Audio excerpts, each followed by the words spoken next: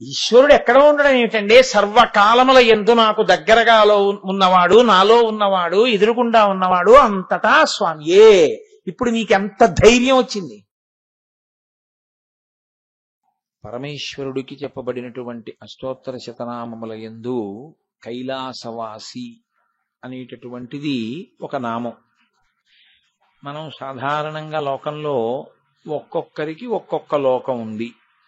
అది మనకి కూడా కొంచెం తేలిగ్గా ఉంటుంది అర్థం చేసుకోవడానికి. ఎందుకంటే కోటేశ్వరరావు గారికి ఓ ఇల్లు ఉంది, అలా అందరికీ ఒక్కొక్క ఇల్లు ఉంది. ఎవరి ఇల్లు వారిది కదా, ఎవరి గొడవ వారిది.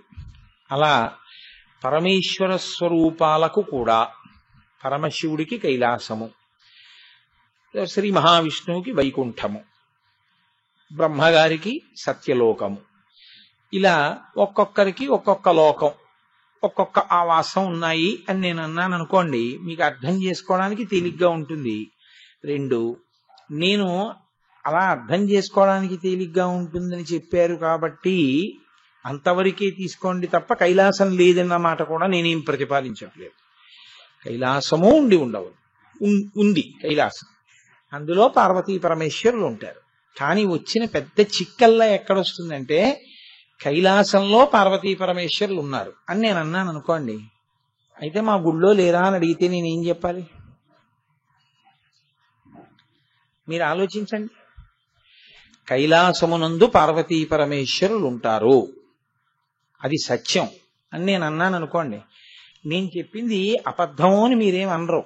శివాస్తోత్తరంలో చెప్తున్నారు కదా, కైలాసవాసి అని అక్కడ ఉంటారు అని చెప్తున్నారు కదా.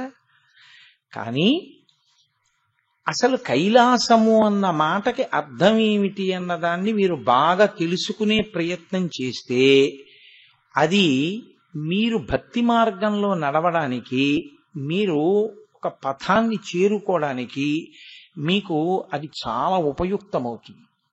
అలా కాదు, ఆయన కైలాసంలో ఉన్నాడు అంతవరకు తెలుసుకున్నా కూడా వచ్చిన దోషం ఏమి ఉండదు. కైలాసం అంటే అదొక పర్వతం, అందుకని గిరిశ గిరీశ అని ఆయనకి రెండు పేర్లు.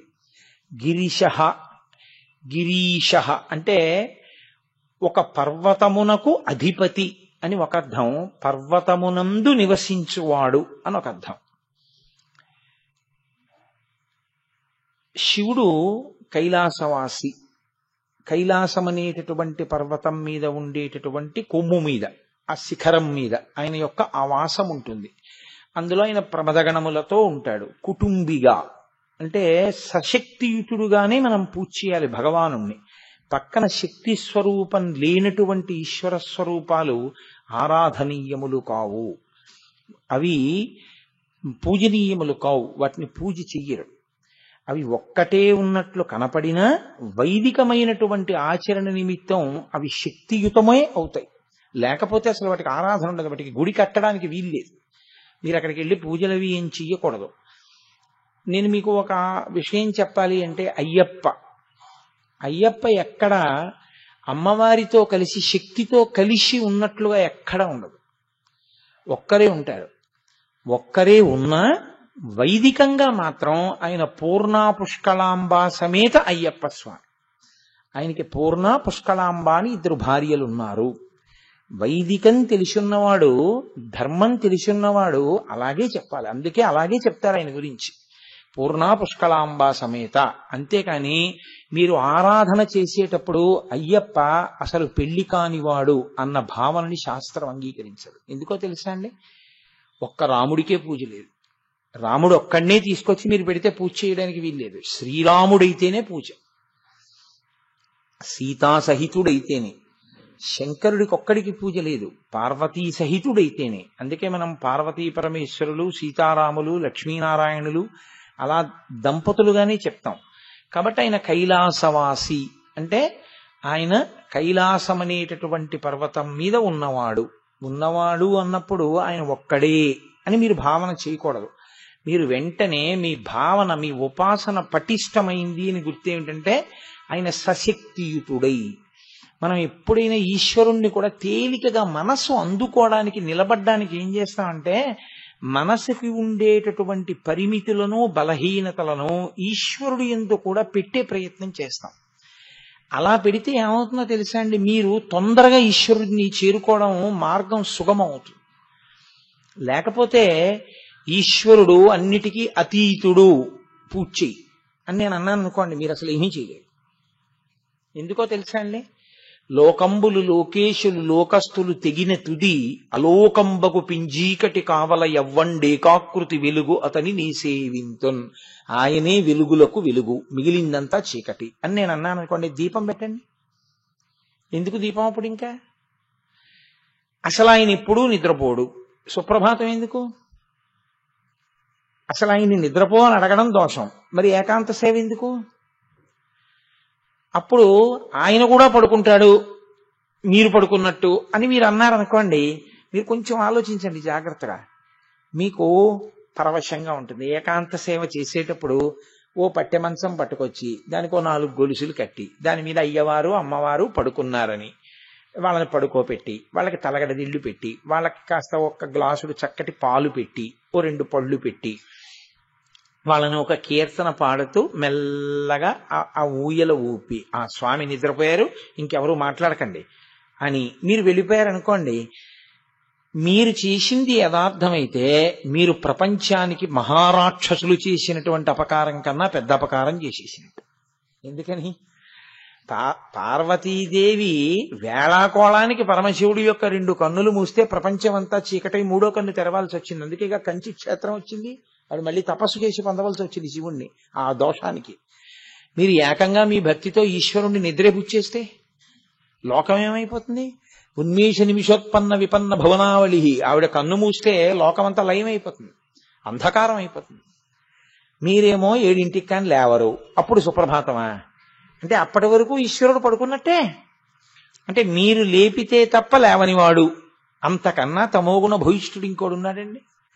మీరు పైగా సుప్రభాతం అనేటటువంటిది పైకి చదవడానికి బాగుంటుందేమో, కానీ ఎలా ఉంటుందో తెలుసా అండి, ముద్దు నిద్రపోయే పిల్లాడు ఉంటాడు, వాణ్ణి 50 మాటలు ఒరే లేవరా లేవరా, స్కూల్కి వెళ్ళాలరా, హోంవర్క్ చేసుకోరా, చదవ్వేరా, బోల్డంతంత ఫీజులు కట్టాం కదరా, ఇదేమి పిచ్చి నిద్రరా, చూడరా పిల్లలందరూ ఎలా వెళ్ళిపోతున్నారో, పక్కింటి పిల్లాడు అప్పుడే హోంవర్క్ అంతా చేసేసుకుని తెల్లవారకట్ట లేచి స్నానం కూడా చేసేసాడరా అని మీరు మీ అబ్బాయిని లేపితే ఎలా ఉంటుందో మీరు ఈశ్వరుణ్ణి లేపడం అలాగే ఉంటుంది. నేను అబద్ధం చెప్పానని మీరు అనుకుంటున్నారా?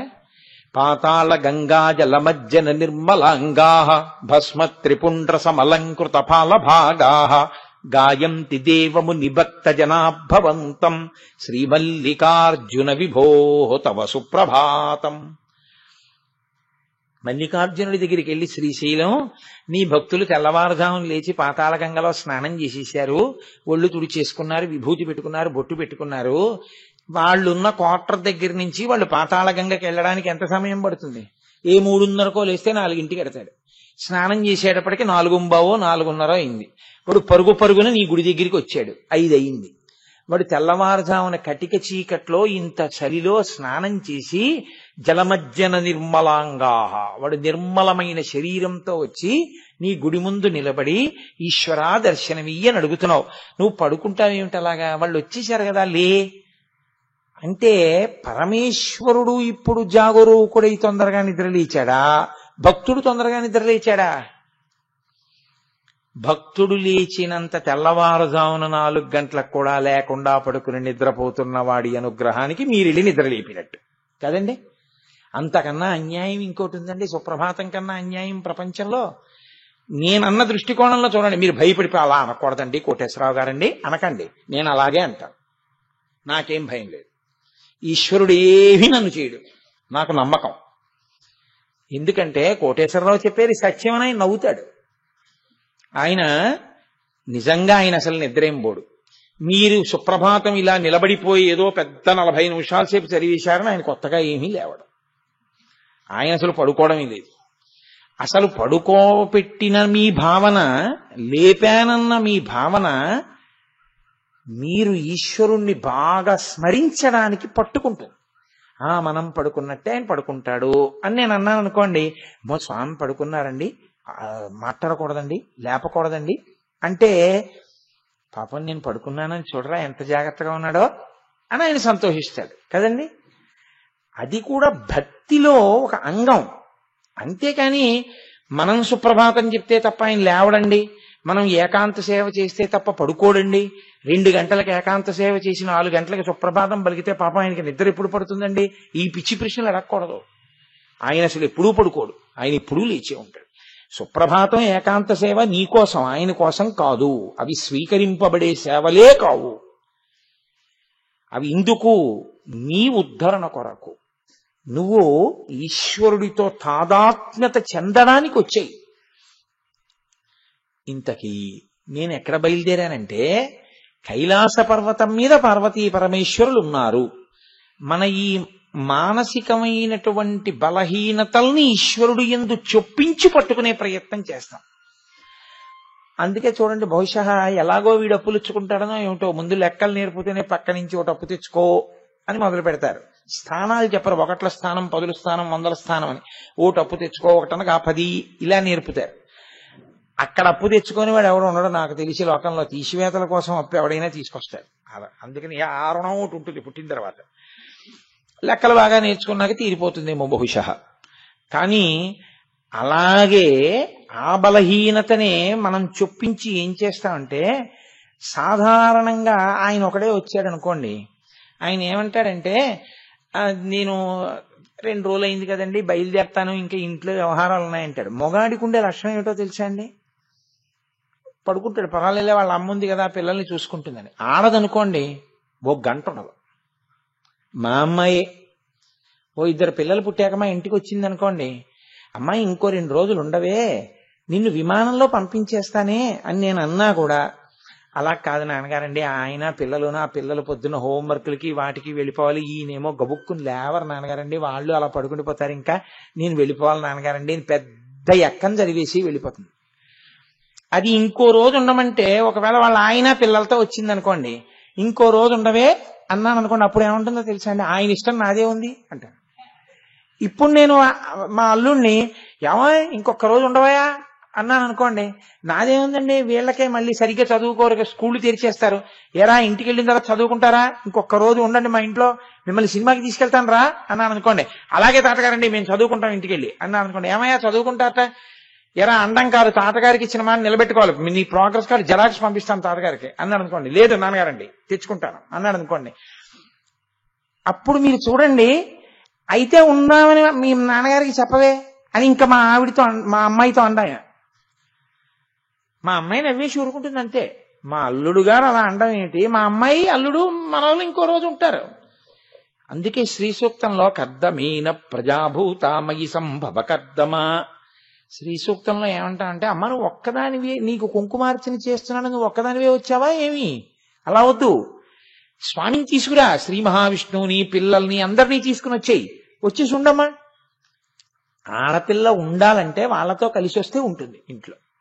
అంటే నీకు ఏ అలవాట్లున్నాయో వాటినే పూజలోకి కూడా మనం చొప్పిస్తే మనసు తొందరగా కుదురుకుంటుంది. కానీ దాని అర్థం నిజంగా ఈశ్వరుడు కూడా అలాగే ఉన్నాడని మీరు అనుకోకూడదు, అలా ఉండడు కూడా ఆయన. కాబట్టి ఏం చెప్పవలసి ఉంటుందంటే, కైలాసమునందు ఒక్కడుంటాడా అండి అంటే కాదు, ఆయన ఆవిడ కూడా ఉంటారు.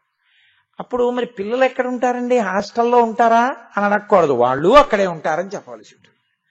కాబట్టి ఇప్పుడు శివ కుటుంబమే కైలాసమునందు ఉంటుంది అని నేను అనగానే మీకు వచ్చే తర్వాత అనుమానం ఏమొస్తుందంటే, అయితే ఏమండి ఏదైనా మేము చెప్పేది శివుడికి వినపడాలి అంటే కైలాసానికి వినపడవలసి ఉంటుంది, ఆయన రావాలన్నా కైలాసం నుంచే రావలసి ఉంటుంది. అప్పుడు మీరు చాలా జాగ్రత్తగా పట్టుకోవాలి, నేను ఎందుకు తీసుకొచ్చాను ఈ విషయాన్ని. మీకు ఏ పరిమితి ఉన్నదో పరమేశ్వరుని యందు ఆ పరిమితే మీరు చేరుస్తారు. మీరు ఎక్కడో ఉంటే నేను ఇక్కడి నుంచి పిలిస్తే మీకు వినపడదు, అలా నేను చెప్పేది కూడా ఈశ్వరుడికి వినపడదు. ఆయన కూడా పరిమితుడు, ఒక చోట ఉన్నాడు, ఆయన అపరిమితుడు కాడు, అంతటా వ్యాపించినవాడు కాడు. కాబట్టి ఆయన పాపం ఎక్కడి నుంచో రావాలి నా కోసం అని. నాకు చమత్కారమైన స్నేహితుడు ఉండేవాడు ఒకప్పుడు.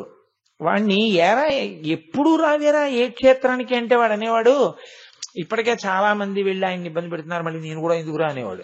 వాడు వెళ్ళకపోవడానికి అదో కారణం కింద చెప్పేవాడు గడుస్తానంత. అలా ఉంటుంది. అంటే ఏదో మన ఇంటికి 10 మంది వస్తే 11వ వాడు కూడా వస్తే విసుక్కున్నట్టు ఈశ్వరుడు కూడా విసుగ్గా ఉంటుంది. ఆయనకి పాపం ఏమిటో ఖాళీ ఉండదు. భావన మంచిది, భావన సమున్నతము. అది తప్పించుకోవడానికి అదో మెట్ట వేదాంతం కింద ఉపయోగించుకోకూడదు. కాబట్టి నలుగురు ఉంటారు. నలుగురేమి? అప్పుడు నలుగురు ఉంటే వ్యాఘ్రపాదుడు ఉంటాడు, చండి ఉంటాడు, నంది ఉంటాడు, భృంగి ఉంటాడు. వీళ్ళుంటే ప్రమదగణాలు ఉంటాయి. ప్రమదగణాలు ఉంటే ఋషులు ఉంటారు. ఋషులు ఉంటే తాండవం ఉంటుంది. తాండవం ఉంటే ఆఖరణ శ్రీ మహావిష్ణువు దగ్గర నుంచి అందరూ సాయంకాలం అక్కడికి వస్తారు. ఇప్పుడు ఎవరు లేరని నేను చెప్పాలి కైలాసంలో? ఇప్పుడు కైలాసవాసి అన్న మాటకు అర్థం ఏమిటని నేను చెప్పాల్సి ఉంటుంది. ఆ ఇంట్లో ముఖ్యమంత్రి గారు ఉంటారండి అని నేను అన్నాను అనుకోండి, ఆ ఇంటికి చీఫ్ సెక్రటరీ గారు వస్తారు, డీజీపీ గారు వస్తారు, కలెక్టర్లు వస్తారు, నాయకులు వస్తారు, అందరూ వస్తారు. మీరు ఆ ఒక్క ఇంటి ముందు కూర్చుంటే మీరు అందరినీ చూసేయచ్చు, కూర్చొనిస్తే కదండి. అలా కైలాసవాసి అంటే ఆయన ఉండేవాడు కాదు, ఆయన ఉండడం చేత అందరూ ఉండేవాళ్ళు. అది నిజం.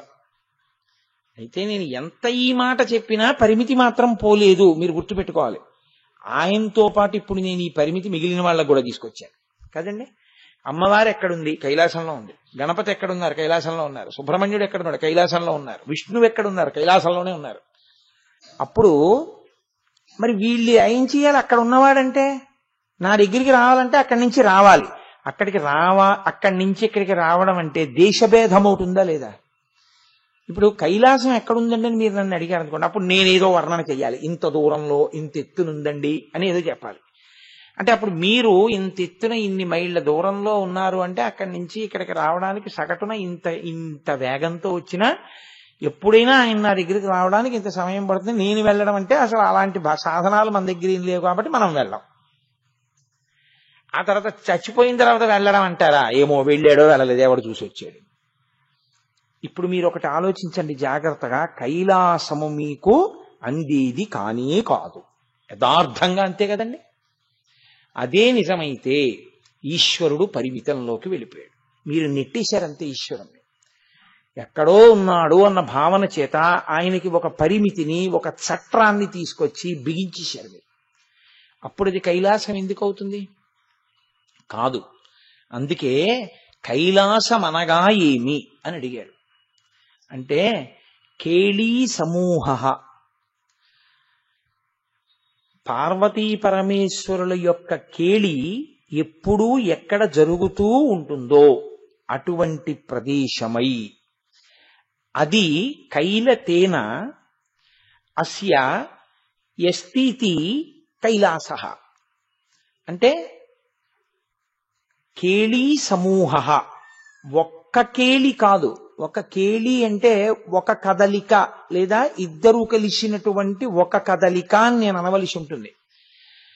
అలా కాదుట. కేళీ సమూహ, అది కేళి యొక్క సమూహములతో కూడి ఉంటుంది. నేను వివరణ చేస్తాను, కంగారు పడకండి. కైలతేన, అది ఎప్పుడూ కూడా ఏ ప్రాంతమునందు, ఏ దేశమునందు, ఏ వస్తువునందు, ఏ పదార్థమునందు వీరిద్దరి యొక్క కదలికలు ఉంటాయో దానికి ఆ కేళీ సమూహములు ఒక్క కదలిక కాదు, అనేకమైనటువంటి కదలికలతో కూడుకున్నదై ఉంటే దానికి కైలాసమని పేరు. ఇప్పుడు కేళి ఒక్క శివుడు చేస్తేనో ఒక్క పార్వతీదేవి చేస్తేనో దాన్ని కేళి అని పిలవకూడదు. కొంచెం జాగ్రత్తగా మీరు పట్టుకోవాల్సి ఉంటుంది. ఒక్క పరమశివుడే నర్తించాడు అనుకోండి, దాన్ని తాండవము అనాలి, శివతాండవము అంటారు. ఒక్క పార్వతీదేవే చేసింది అనుకోండి, దాన్ని లాస్యము అనాలి. అమ్మవారు చేస్తే లాస్యం, అయ్యవారు శంకరుడు చేస్తే తాండవం, నాట్యము లేదా శివుడు చేసినటువంటి నాట్యము లేదా తాండవము. ఇప్పుడు శివపార్వతులు ఇద్దరూ కలిస్తే కేళి. కేళి ఇద్దరూ కలిసి ధిం అని ఒక భంగిమ పెట్టి ఆగిపోయారు అనుకోండి, కైలాసమేనా? కైలాసమే, కానీ అలా ఉండదు. అది కేళీ సమూహ. వాళ్ళిద్దరూ ఆడడం నిరంతరము జరుగుతూనే ఉంటుంది కైలాసంలో. వాళ్ళు అసలు ఏదో ఓ అరగంట సేపండి, ఓ 2 గంటల సేపండి, ఓ 3 గంటల సేపండి అలా ఉండదు. మీరు దాన్ని బాగా విస్మృతార్థంలో చూసినప్పుడు వాళ్ళు ఎప్పుడూ నర్తిస్తూ ఉంటారు. ఇందులో మళ్ళీ కాల సంబంధమైనటువంటి నృత్త విలాసమునకు తాండవమని పేరు. అది జతిగతి భేదంతో ఉంటుంది.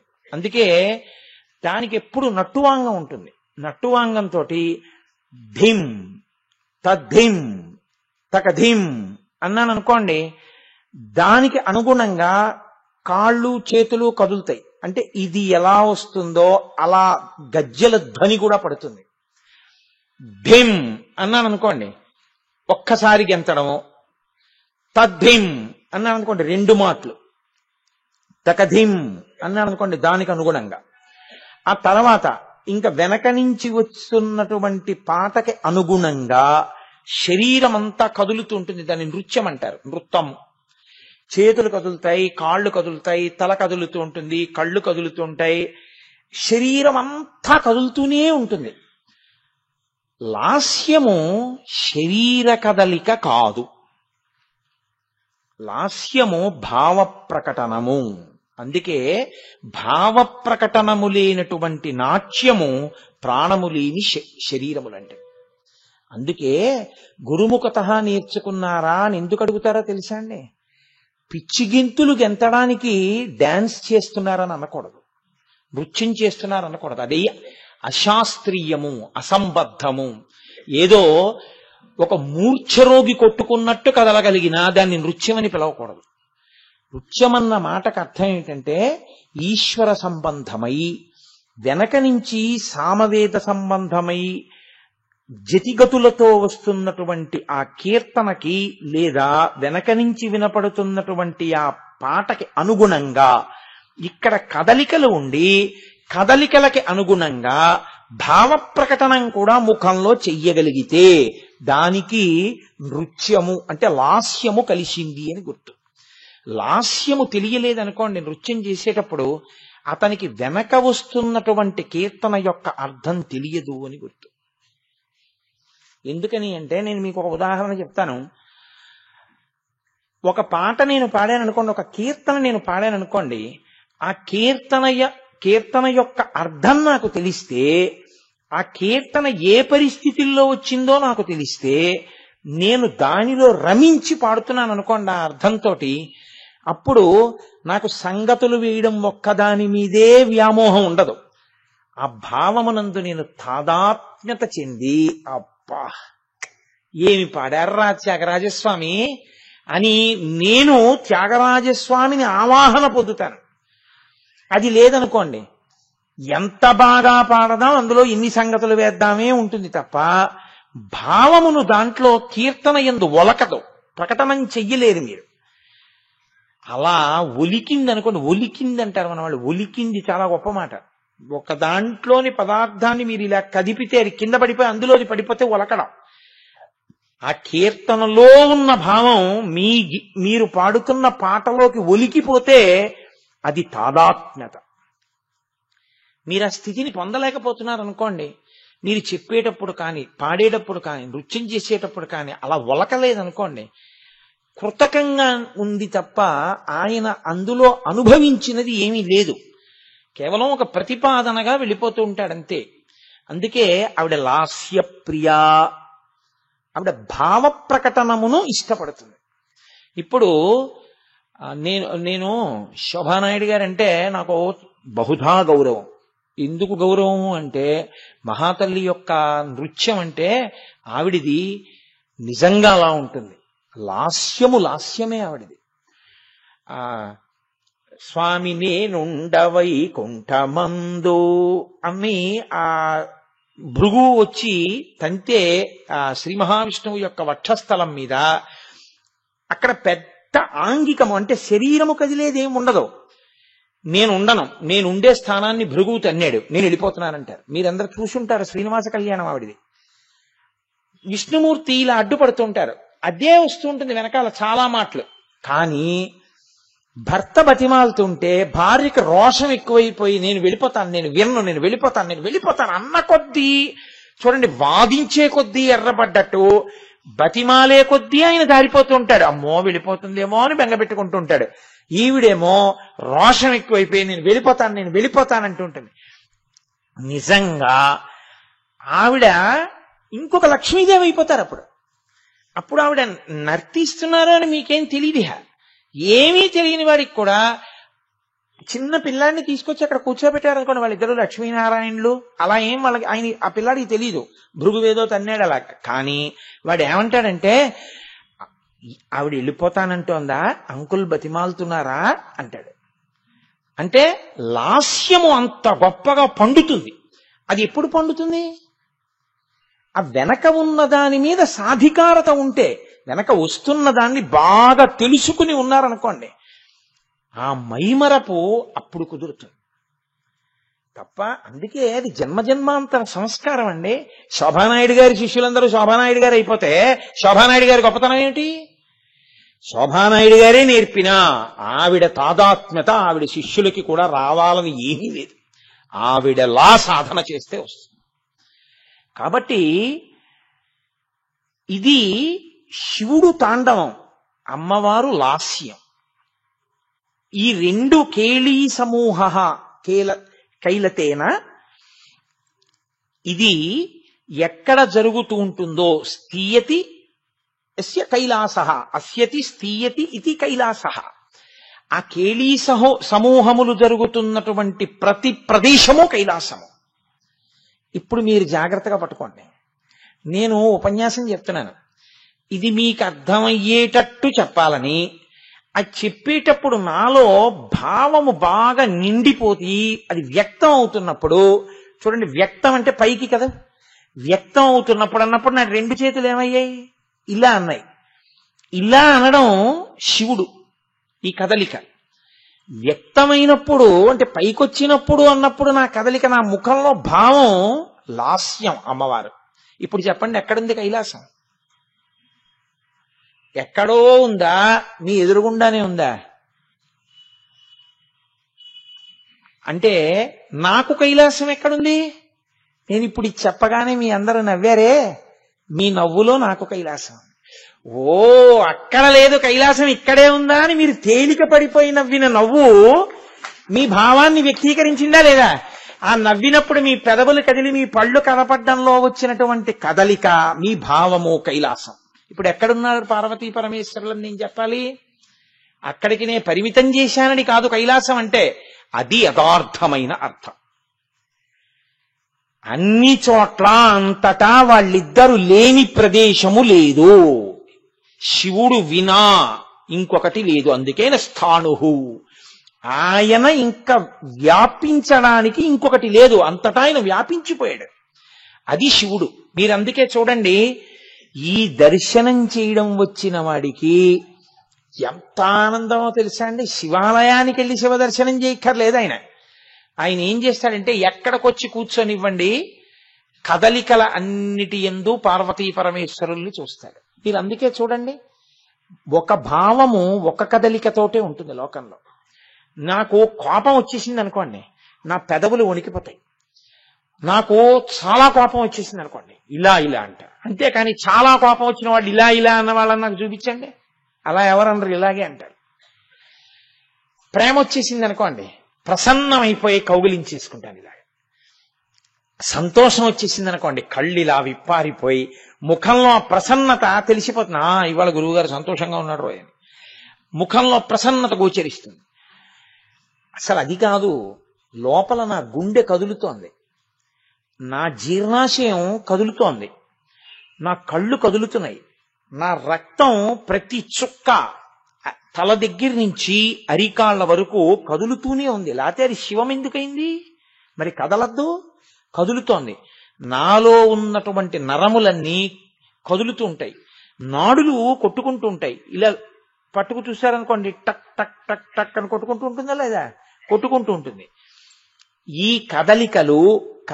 ఈ కదలికలన్నీ భావములకు కారణములు. ఇవి కలిసి ఉండడం కైలాసం. మీరు చూడండి, ఓ కుక్క కోపం వచ్చిందనుకోండి పరిగెత్తుకెళ్ళి ఎవరన్నా కరవడానికి పరిగెడుతుంది. దాని యందు ఒక భావం, అది లాస్యం. దాని పరుగు శివుడు. నృత్యం. ఒక చెట్టు కదలిక యందు శివుడు. మీకంతవరకు ఎందుకండి? నీటి యొక్క ప్రవాహంలో శివుడు ఉంటాడు. అదేగా భవహ నామని చెప్తుంది. ఆ తెత్తు నుంచి పడిపోతోంది అనుకోండి, ఒక రాతిని గుద్దుకుని పైకి లేస్తుంది. పెద్ద చప్పుడు హోరు అలా ప్రవహించి వెళ్ళిపోతూ ఉంటుంది. గాలి కదులుతూ ఉంటుంది, భూమి కదులుతూ ఉంటుంది, నీరు కదులుతూ ఉంటుంది, నిప్పు కదులుతూ ఉంటుంది, వ్యాపిస్తూ ఉంటుంది. ఇన్ని కదులుతూ ఉంటాయి. అసలు ఈ కదలికలే శివుడు. ఇప్పుడు నాకు చెప్పండి, కదలిక ఆగిపోతే శివుడు. మీరు ఏమందాం అనుకున్నారంటే బాహ్యంలో కదలికలు అందాం అనుకుంటున్నారు. నేను ఆ కదలికలు అంటలేదు. లోపలి కదలికలు, మనసు కదలడం ఆగిపోయి తనలో తాను రమించిన శివుడే. అయితే మీరు నన్ను ప్రశ్న ఇయ్యొచ్చు, ఏమండి నీరు కదిలింది పడింది, భావం ఏది దానిలో? అప్పుడు లాస్యం లేదుగా. నీరు కోపంతో పడిందనాలా, నీరు ప్రసన్నంగా పడిందనాలా, లేకపోతే ఎలా పడిందని అనాలి? భావం ఏది నీటికి? అప్పుడు మరి లాస్యం లేదుగా, పార్వతీదేవి లేదుగా, శివుడు ఒక్కడేగా. అప్పుడు దాన్ని నృత్యం అనాలా, తాండవం అనాలా, కేళి అనాలా? అప్పుడు కేళి లేదుగా అక్కడ. ఇద్దరు కలిస్తేగా కేళి. మరి అక్కడ కేళి ఎలా వస్తుంది? నేను మీతో ఓ మాట చెప్తాను చూడండి. మీ అందరికీ కళ్ళకి గంతలు కట్టి ఒక పెద్ద పర్వతం మించి పడిపోతున్నటువంటి నీటి దగ్గరికి తీసుకెళ్ళామనుకోండి, నేను అందరికి ఒక్కసారే కళ్ళు విప్పాం. ఇలా చూడగానే అబ్బా అన్నాడు ఒక ఆయన. అయ్య బాబోయ్ నాకు కళ్ళు తిరిగిపోతున్నాయందో ఒక ఆవిడే. ఇంకొక ఆయన అన్నాడు, అయ్య బాబోయ్ ఆ చప్పుడికి నాకు అసలు తల పగిలిపోతున్నట్టుందన్నాడు. ఇన్ని భావములను మీలో ప్రకోపం పొందేటట్టు చేయడం కూడా భావము లేనిది ఎలా చేసిందని మీరు అనుకుంటున్నారు? దానిలో ఉంది కాబట్టి మీకు ఆ భావాలు వచ్చాయి. అన్ని భావములు దాని యందున్నాయి. గాలి కదిలితే భావం లేదని ఎందుకు అనుకుంటున్నారు? మీకు తగిలితే అమ్మయ్య హాయిగా ఉంది అంటున్నారా లేదా? దాని యందు కూడా లాస్యము నృత్యము కలిసి ఉన్నాయి. అందుకే ప్రపంచంలో ఉన్న ప్రతి కదలిక కేళియే. అందుకే ప్రకృతి పురుషులు అని పిలుస్తాం పార్వతీ పరమేశ్వరుల్ని. ఇప్పుడు నాకు చెప్పండి, ప్రతి కదలికలో ప్రతి భావంలో పార్వతీ పరమేశ్వరులుంటే పార్వతీ పరమేశ్వరులను చూడకుండా కళ్ళు మూసుకుంటాను, నాకు కనపడకూడదు అని మీరు ఎంత కళ్ళు మూసుకుంటే మాత్రం మీకు కనపడకుండా ఉంటారు? వాళ్ళు చూడకుండా ఉందామని మీరు కళ్ళు మూసుకున్న భావం అమ్మవారు. ఆ మూసుకోవడానికి మీరు కదిపిన కళ్ళు చేతులు పరమేశ్వరుడు. అందుకే పార్వతీ పరమేశ్వరుల యందు ఉండకుండా ఉండడం ఎవడికి సాధ్యం కాదు. ఆఖరికి నేను ఆయన్ని తిడదాం అనుకున్నాను అనుకోండి, నా కర్మకాలికి అప్పుడు కూడా వాళ్ళిద్దరు అనుగ్రహమే నాకు ఉండాలి. లేకపోతే మీరు వాళ్ళని తిట్టడం కూడా కుదరదు. కాబట్టి పార్వతీ పరమేశ్వరులు ఉండేటటువంటి కైలాసము అన్నదానికి అర్థం ఏమిటంటే సమస్త కేళి, ఎక్కడెక్కడ నృత్యము లాస్యము జరుగుతోందో అదంతా కైలాసమే. ఇప్పుడు నాకు చెప్పండి, కదలికలన్నవి బ్రహ్మాండానికి అంతటికీ ఉన్నాయి కదండి. భూమిగా కదిలిపోతుందా లేదా?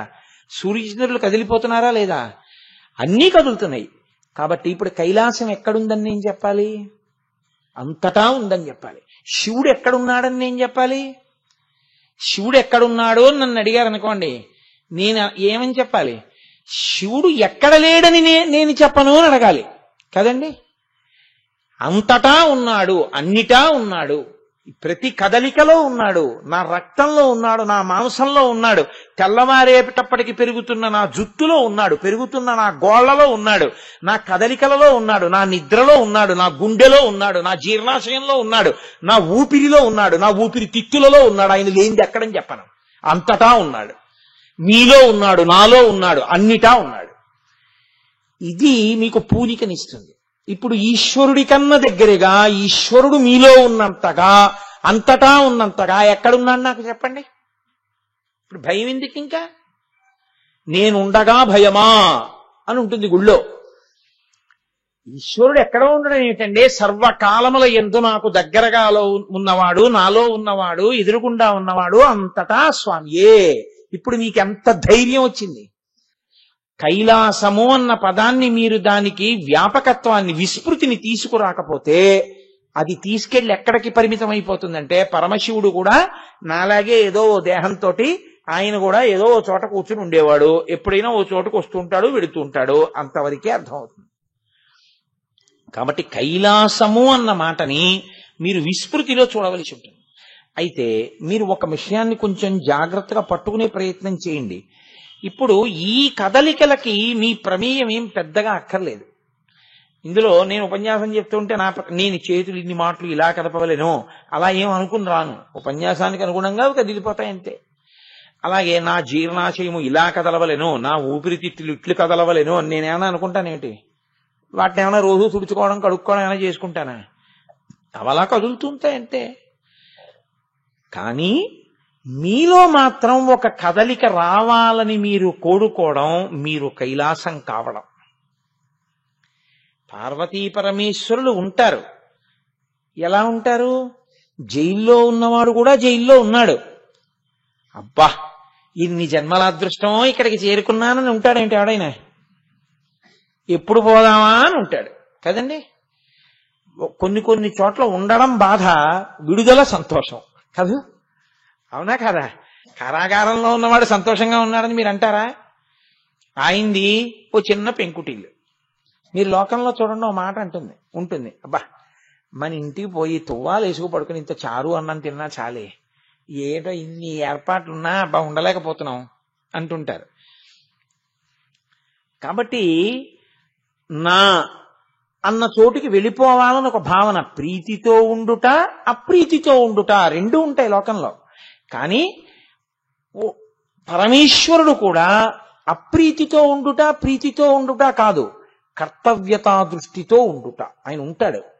కానీ ఎలా ఉంటాడో తెలుసా అండి? ఎప్పుడూ ఆయన ఉండడం దేనికి పనికి వస్తుందంటే, చి చి చి చి చి చి నేనిచ్చింది ఒక్కటి వీడికి పనికి రాలేదురా, పాడవడానికి పనికి వచ్చాయని రాసుకోవడానికి పనికి వచ్చింది అనుకోండి. కైలాసము కాదని నేను అనను, కానీ ఆయన ప్రీతితో ఉన్న స్థానము మాత్రము కాదు. ఆయనే కైలాసం ఎప్పుడైపోతాడో తెలుసా అండి? ఆయనే శివుడు ఎప్పుడైపోతాడో తెలుసా? శివుడికి అది కైలాసం అయిపోయేటట్టుగా నువ్వు ఉంటే కాదు. అంటే ఇప్పుడు మీరేమర్థం చేసుకోవలసి ఉంటుంది? ఈశ్వరుడు ఇక్కడ ఉండడానికి యోగ్యమైన రీతిలో మీరు ఉండవలసి ఉంటుంది. ఇక్కడ ఆయన ఎప్పుడు ఉంటాడు? మీరు భక్తితో ఉంటే ఉంటాడు, పరమప్రీతితో ఉంటాడు, సంతోషంగా ఉంటాడు. మీ ఇంటికెళ్ళి మీరు చారు అన్నం తిన్నట్టు ఆయన ఇక్కడే కూర్చుని పొంగిపోతుంటాడు. ఎప్పుడు అలా కూర్చోవడం అన్నది మీ ప్రారబ్ధ కర్మని మీరు పరిశీలించుకోవడం మీకు అలవాటైతే, ఈ మాట మీరు కొంచెం జాగ్రత్తగా పట్టుకోవాలి. ఇది మనుష్య జన్మ యొక్క యథార్థ ప్రయోజనము. ప్రారబ్ధ కర్మ అని ఒకటి ఉంటుంది. అంటే చేసిన పాపపుణ్యాల్లో కొన్నింటిని తీసి అనుభవించడానికి ఈ శరీరం ఇస్తాడు ఈశ్వరుడు. ఇది ఇచ్చినప్పుడు వచ్చే పెద్ద ఇబ్బంది ఎక్కడొస్తుందో తెలుసా అండి? వాసన. గత జన్మలలో మనసుకి ఒక వాసన పట్టుకుని ఉంటుంది. అందుకే పుడుతూనే వాడికి కొన్ని ఇష్టం, పుడుతూనే వాడికి కొన్ని అయిష్టం. వాడికి ఎవరు ఇది ఇష్టంగా బతుకు ఇది అయిష్టంగా బతుకు అని నేర్పరు. వాడు వెల్లుల్లిపాయతో పెట్టారనుకో అంటాడు. కొంచెం పెద్దవాడు అయ్యాక అబ్బా నాకు ఆ వాసన కూడా పడదమ్మా, నాకు వద్దమ్మా అంటాడు. అమ్మ నేర్పలేదు వెల్లుల్లిపాయ నీ ఇష్టపడకు అని. వాడికి వచ్చింది వెల్లుల్లిపాయ అంటే ఇష్టం లేకుండా ఉండడం. అందుకని అమ్మ అంటుంది వాడికి 5 ఏళ్ళు 6 ఏళ్ళు వచ్చాక వాడు వెల్లుల్లిపాయ తినడండి అంటుంది. అమ్మ వెల్లుల్లిపాయ తినద్దని నేర్పిందా, వాడికి వెల్లుల్లిపాయ ఇష్టం ఉండదని అమ్మ తెలుసుకుందా? నాకు చెప్పండి. కొంచెం జాగ్రత్తగా ఆలోచించండి. అమ్మవాడికి వెల్లుల్లిపాయ అంటే ఇష్టపడకున్నానా అని చెప్పలేదు. ఆవిడ అందరికీ వెల్లుల్లిపాయ ఎడుతుంది. ఇంట్లో భర్త తింటాడు, తను తింటుంది, ఇంకో 2 పిల్లలు తింటారు, వీడే తినడం. మరి ఆవిడ ఊరే నువ్వు ఒక్కడివి వెల్లుల్లిపాయ తినవద్దు అని నేర్పిందా? వాడు అమ్మ నాకు వెల్లుల్లిపాయ తింటే వాంతి అయిపోతుందమ్మా, నాకు ఇష్టం ఉండదమ్మా అంటాడు. అంటే ఏమవుతుందో తెలుసా అండి? అమ్మ ఏం చేస్తుందంటే గోంగూర పప్పు వండితే కాస్త పప్పు వేరే తీసేసి వెల్లుల్లిపాయ పోపు పెడుతుంది. ఆ పప్పు గిన్నె తీసుకొచ్చి వెల్లుల్లిపాయ పోపు లేని పప్పు గిన్నె తీసుకొచ్చి వీడికి పెట్టి ఒరే నీకు వెల్లుల్లిపాయ వేయలేదు నువ్వు తిను అంటుంది. ఇప్పుడు అమ్మ వాడికి అది ఇష్టం లేదు అని తెలుసుకుంది, అంతేకాని ఇది ఇష్టం లేకుండా ఉండు అని అమ్మ నేర్పలేదు. మరి వాడికి అసలు ఆ వెల్లుల్లిపాయని ఇష్టపడకపోవడం అన్నది ఎలా వచ్చింది? ఎవరు నేర్పలేదుగా. అది వాసన అంటే అది జయించాడు వాడు గత జన్మలలో. ఒరే అలా తినకూడదు దాన్ని. అది సాధనా బలానికి నిలబడే పదార్థం కాదు. దాని జోలికి మనం వెళ్ళకూడదని వాడు ఎంతో సాధన చేసి సాధన చేసి సాధన చేసి దాన్ని ముట్టుకోకూడదని దాన్ని జయించేశాడు. దానివల్ల ఏమవుతుందంటే ఈ జన్మలో వెల్లుల్లిపాయ అంటే ఇష్టం లేదంటే, వెల్లుల్లిపాయ అంటే ఇష్టం లేదన్నవాడు సాయంకాలం అయ్యేటప్పటికి ఒక చోటుకి వెళ్ళి ఏదో ఒక పదార్థాన్ని తాగకుండా ఉండలేని వాడు అవుతాడు. అదెవరు నేర్పారు అక్కడికి వెళ్ళి తాగడం? గత జన్మ వాసనలో అది గెలవలేకపోయాడు. ఈ వాసనల బలమే ఈశ్వరుడు ఇక్కడ ఉండాలా ఉండకూడదా నిర్ణయిస్తుంది. మీరేం చేయవలసి ఉంటుందంటే ఈ వాసనలని జయించడంలో మీరు దృష్టి పెట్టవలసి ఉంటుంది. అది మంచి వాసన అనుకోండి. ఒక ఉదాహరణకి స్నానం చేయకుండా కాఫీ తాగడాయన భార్య అంటుంది, అబ్బా ఎన్ని మాటలు చెప్పానో అనండి, చలికాలంలో కూడా ఎందుకంటే లేవగానే కాఫీ తాగితే వచ్చిన నష్టం ఏంటంటానో స్నానం చేసి తాగుతానంటారు. అంటే ఆయనకి శౌచము అలా అలవాటు ఉండిపోయిందనమాట. ఎప్పుడో అది ఇప్పుడు వచ్చేసింది. ఉంచుకోండి దాన్ని. అసలు పూజ చేయకుండా 2 ఇడ్లీ తినేసి పూజ చేయడం పర్వాలేదు.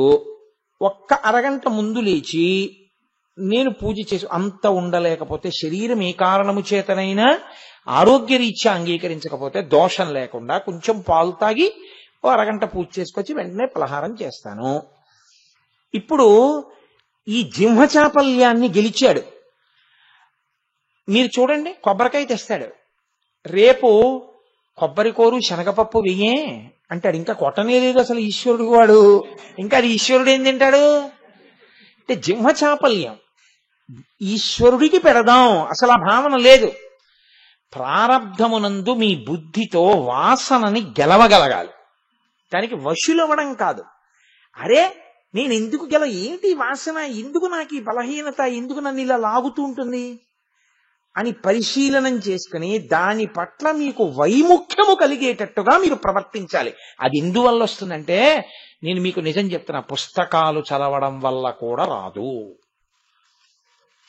భగవద్గీత, రామాయణం, భారతం, భాగవతం అక్కడ పెడితే తప్పు చేయకుండా ఉండాలనుకున్నవాడు చేయకుండా ఉంటాడని మీరు అనుకుంటున్నారా? చేస్తే పుస్తకాలు లేచి కొడతాయనుకుంటున్నారా? గురువాక్యం ఒక్కటే మారుస్తుంది. గురువాక్యం ఏం చేస్తుందో తెలుసా అండి? అరే గెలవాలి, ఇది అడ్డు పెట్టి లేకపోతే పాడైపోతామని చెప్పారు గురువుగారు. ఇది నన్ను లాగుతోంది, తప్పు చేయించాలని చూస్తోంది, ఇది గత జన్మల వాసన అన్నమాట. దీన్ని నేను నిర్మూలించాలి. ఇప్పుడు మీరు నిర్మూలించాలంటే ఏం చేయాలి? దాని మీద మీకు వైముఖ్యం కలగాలి. ఇప్పుడు ఆ వైముఖ్యం కలగడానికి అనుగుణమైనటువంటి ఆలోచనలను లోపల పెంచుకుంటారు. అంతే. మీరు చూడండి, కొంతమంది ఉంటారు, నేను యథార్థంగా ఉన్నట్లు చెప్పేస్తున్నాను, ఇవాళ ఆ మాట అనడమా అనకపోవడమా అని కూడా లేకుండా. మీరు అన్నం తిన్నారా అండి? నేను అన్నం తింటున్నాను, మీరు అన్నం తింటారా అని అడగడాయన. మీరు టిఫిన్ చేశారా? నేను టిఫిన్ చేస్తున్నాను అని అడగడాయన. మీకు మంచి బట్టలు ఉన్నాయా? నేను మంచి బట్టలు వేసుకున్నాడు అని అడగడాయన. మీకు డబ్బులున్నాయా? నాకు డబ్బులున్నాయి అడగడాయన. మీరు మందులు వేసుకోవడానికి మీ దగ్గర మందులున్నాయా? నా దగ్గర మందులున్నాయి అడగడాయన. తాను సిగరెట్ తాగుతూ ఇంకోడికి మాత్రం ఇలా సిగరెట్ ఇస్తాడు. అక్కడ ఉదారుడు. అప్పుడు వాడు పుచ్చుకునేవాడు ఎదురువాడు. ఆయనే గురువాక్య శ్రవణమో ఈశ్వరానుగ్రహమో. ఇప్పుడు అంటాడు అక్కర్లేదండి మానేశాను. ఎలా మానగలిగాడు? ఈశ్వరానుగ్రహం కలిగింది, ఆ వ్యసనాన్ని గెలిచేశాడు ఈ జన్మలో. ఇహ వాసన పట్టుకోదు. వాసనాక్షయమే ఈశ్వరుడు ఇక్కడ కూర్చోవడానికి మార్గము. మీకు ఈశ్వరుడిచ్చిన బుద్ధితో దుర్వాసనల్ని గెలిచే ప్రయత్నం చేస్తున్నారనుకోండి, మీరు దానికి మీరు పూనుకున్నారనుకోండి, అసలు ఇది ఎవరికీ చెప్పక్కర్లేదు. కానీ శాస్త్రం ఏమందో తెలుసా అండి? నువ్వు ఎప్పుడైనా గెలవలేక ఇబ్బంది పడిపోతుంటే గురువు గారితో మాత్రం చెప్పు. గురువుగారు, నాకు ఇది అధిగమించలేకపోతున్నానండి, ఈ బలహీనత దగ్గర నిలబడిపోతున్నాను, ఎలా గెలవను అని అడుగు. ఆయన విరుగుడు చెప్తాడు. వైద్యుడే కదండి విరుగుడు చెప్పగలిగిన వాడు. విషం మీరు తాగితే చచ్చిపోతారు, విషం వైద్యుడు శుద్ధి చేసిస్తే బతికిపోతారు. శుద్ధి గురువుకు తెలుసు. కాబట్టి ఆయన మార్గం చెప్తాడు, ఇలా గెలు అని చెప్తాడు. మీరు ఆ వాసనని గెలుస్తారు. ఎన్ని వాసనలు మీరు గెలుస్తారో, గెలవడానికి మార్గాల్ని మీరు ఎలా తెలుసుకుంటారో, మీ బలహీనతల్ని మీరు దాటి జీవితాన్ని ఈశ్వరమయం చేసుకోవడం వస్తే ఈశ్వరుడు ఇక్కడే కూర్చుంటాడు. దానికి మహాభారతంలో తేలిక మార్గం చెప్తారు. మీరు ఎదుటివాడికి ఏదైనా చేసేటప్పుడు నేను అక్కడ ఉంటే అని ఆలోచించడమే. ఆకలితో ఉన్నాడు, నేను ఆకలితో ఉండి ఆయన తింటూ ఉంటే మీరు వెంటనే అప్పుడు నాకు పెడితే ఎంత సంతోషిస్తానో ఇప్పుడు పెట్టు. మీరు వాసనని గెలవగలిగారు, మీరే తిందామన్నది ఇంకోడికి పెట్టగలిగారు. దానికి చాలా తేలిక మార్గం నేను ఒకటి మీకు చెప్పాను, భారతాన్ని ఆధారం చేసుకుని. మిమ్మల్ని ఎదుటి స్థానమునందు నిలబెట్టుకొనుట. మీకు నోరుంది కదా అని అదే పరిగా కఠినమైన మాటలతో వేళాకోళం ఆడడం మీకు అలవాటు. ఇలా నన్ను ఆడితే చాలా బాధపడతాను. ఆడకు. తెలిసి ఆడితే ఇంకా భయంకరమైనటువంటి వ్యసనం అన్నమాట అది. కాబట్టి ఎక్కడెక్కడ నిన్ను పాడు చేసేటటువంటి దుర్వాసనలు ఉన్నాయో వాటిని గెలవడం ప్రారంభం చేస్తే మనోరాజీవే, ఇక్కడే హృదయ పద్మంలో సర్వేశ్వరుడు ఆ భక్తి అన్న తేనె తాగటానికి వచ్చి కూర్చుంటాడు. అప్పుడు నువ్వే కైలాసం.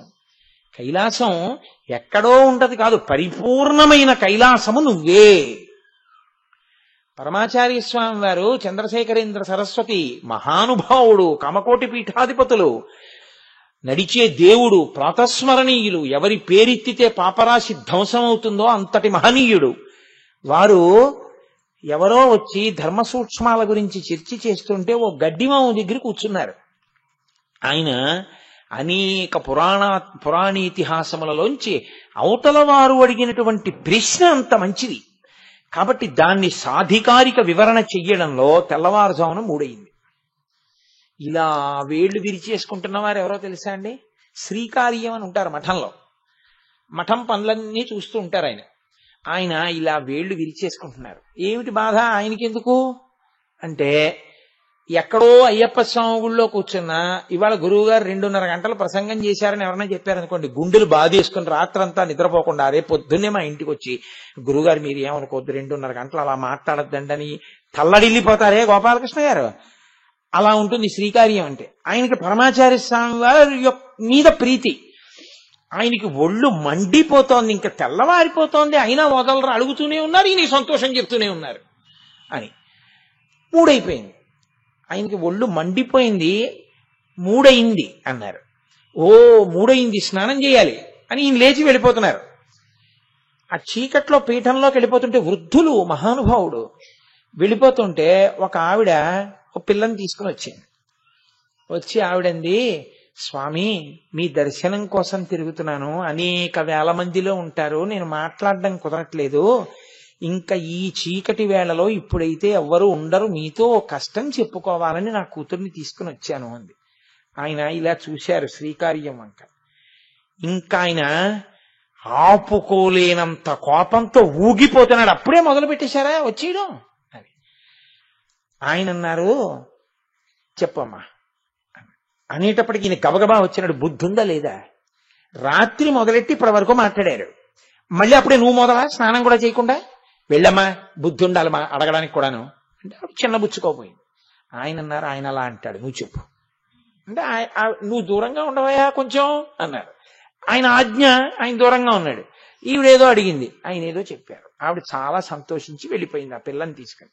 వెళ్ళిపోయాక ఆయన శ్రీకార్యాన్ని పిలిచి అన్నారు, ఏమయ్యా ఈ దేశంలో ఈశ్వరుణ్ణి చూస్తే కష్టం తీరుస్తాడు అని ఈశ్వరుణ్ణి తలుచుకుని ఎంత సంతోషిస్తారో, ఈ దేశంలో కష్టం వచ్చినప్పుడేనా గురువు గారిని తలుచుకుని ఊరట పొందే ప్రయత్నం చేస్తారు. అప్పుడు పైకెత్తే ప్రయత్నం చెయ్యని గురువు ఉండి ప్రయోజనం ఏమిటి? నేను సన్యసించాను, గృహస్థాశ్రమంలో లేను. ఈ శరీరం అప్పజెప్పేయడానికే నేను ఆశ్రమంలోకి వెళ్ళా. ఇలా ఆర్తులైన వాళ్ళకి మాటలు చెప్పడంలో నిద్ర లేక ఆకలి లేక ఒకవేళ ఈ శరీరం పడిపోయిందనుకో, దీని ధర్మం ఇది చేసిందయ్యా అంతే తప్ప వాళ్ళని మాట్లాడొద్దంటావేంటి, మాట్లాడిని అని అప్పుడు వెళ్ళి ఆయన స్నానం చేసి అనుష్ఠానం చేశారు. కాబట్టి కైలాసము అంటే శివుడు నీ యందున్నాడు అంటే దాని అర్థం ఉన్నాడు అని పొంగి పొమ్మండం కాదు, ఉన్నవాడు ఉండడానికి వీలైన రీతిలో ఉంచడం మీ చేతిలోనే ఉంది. ఇప్పుడు బుద్ధి చేత మీరు అలా తయారు చెయ్యాలి, దీన్ని అలా తయారు చెయ్యాలనేటటువంటి వెంపర్లాటలో ప్రతి క్షణం అలా మీ దృష్టికోణం తిరగగలిగితే పార్వతీ పరమేశ్వరులు మీ హృదయ గుహలోనే కూర్చుంటారు. అది కదూ రాజీవే భ్రమరాధిపో విహరతాం శ్రీశైలవాసీ విభు అంటారు శంకర భగవత్పాదులు. ఇక్కడ మకరందం ఉంటే తేనె తుమ్మెద వస్తుంది, ఇక్కడ భక్తి ఉంటే ఈశ్వరుడు వస్తాడు. భక్తి అన్న మాటకు అర్థం ఏంటి? నువ్వు రొట్ట పట్టుకెళ్ళి పూజ చేయడం, నువ్వు పూలు పట్టుకెళ్ళి పూజ చేయడం భక్తి కాదు. ఈశ్వరుడు ఎలా చెప్పాడో నువ్వు అలా బతకడం భక్తి తప్ప నువ్వు కొత్తగా పట్టుకెళ్ళి వేయడానికి నీ సొత్తు ఏం కాదది, ఈశ్వరుడి సొత్తు. ఆయన పెట్టినటువంటి బిల్వవృక్షంలో ఆయన నిర్మాణం చేసిన ఆకులు తెచ్చి ఆయనకి ఇస్తున్నావు, నువ్వేమిచ్చావు?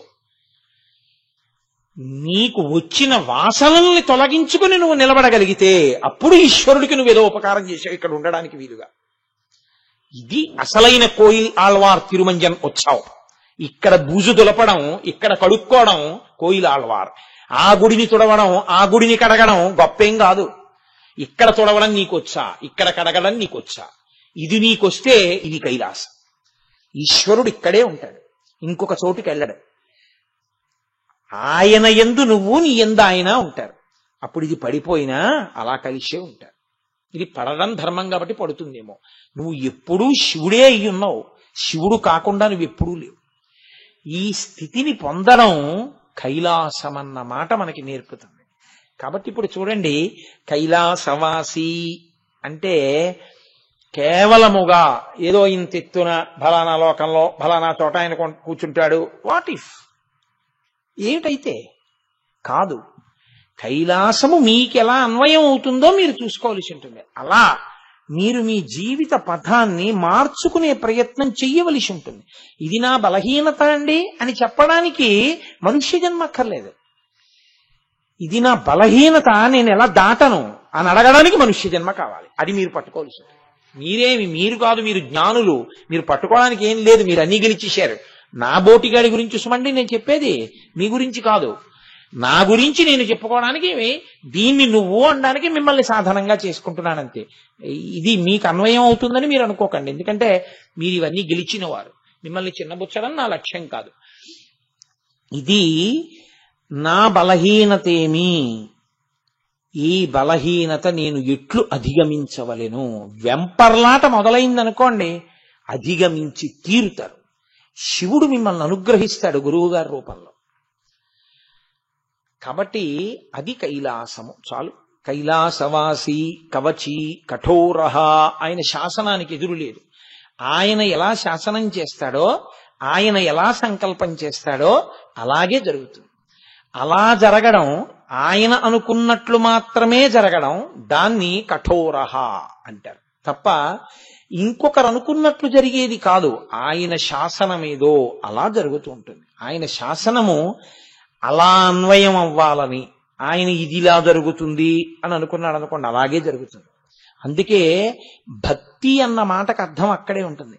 మీరు పురుష ప్రయత్నం మొదలుపెట్టి పరమేశ్వరుడి పాదాలు పట్టుకున్నారనుకోండి, ఇవి ఫలితం రావాలి అని, ఆయన అనుగ్రహం వలన ఫలితాన్ని మీరు పొందుతారు. పురుష ప్రయత్నాన్ని ఆపేసి మీరు ఈశ్వరానుగ్రహంతో ఇది అయిపోవాలనకూడదు. ఇప్పుడు మీ ప్రయత్నం నడవాలి, నడుస్తూ ఈశ్వరానుగ్రహము వలన ఇది జరగాలి. జరగలేదు అంటే ఏమిటి గుర్తు?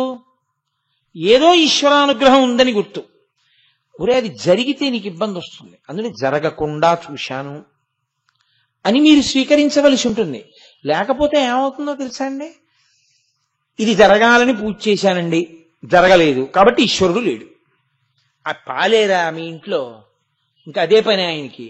నువ్వు చేసిన పాప పుణ్యాలు ఏమయ్యాయి? అప్పుడు ఇవ్వాలని ఎక్కడుంది నీకు? ఇవ్వాలో ఇవ్వకూడదో నిర్ణయించుకోవడం ఆయన అధికారమే. నేను ఆయనకి ఒడంబడిన వాడను, లొంగిన వాడను, అంతే. అలా ఉండగలిగితే నీకు ఈశ్వరుని యందు భక్తి ఉన్నదని పేరు.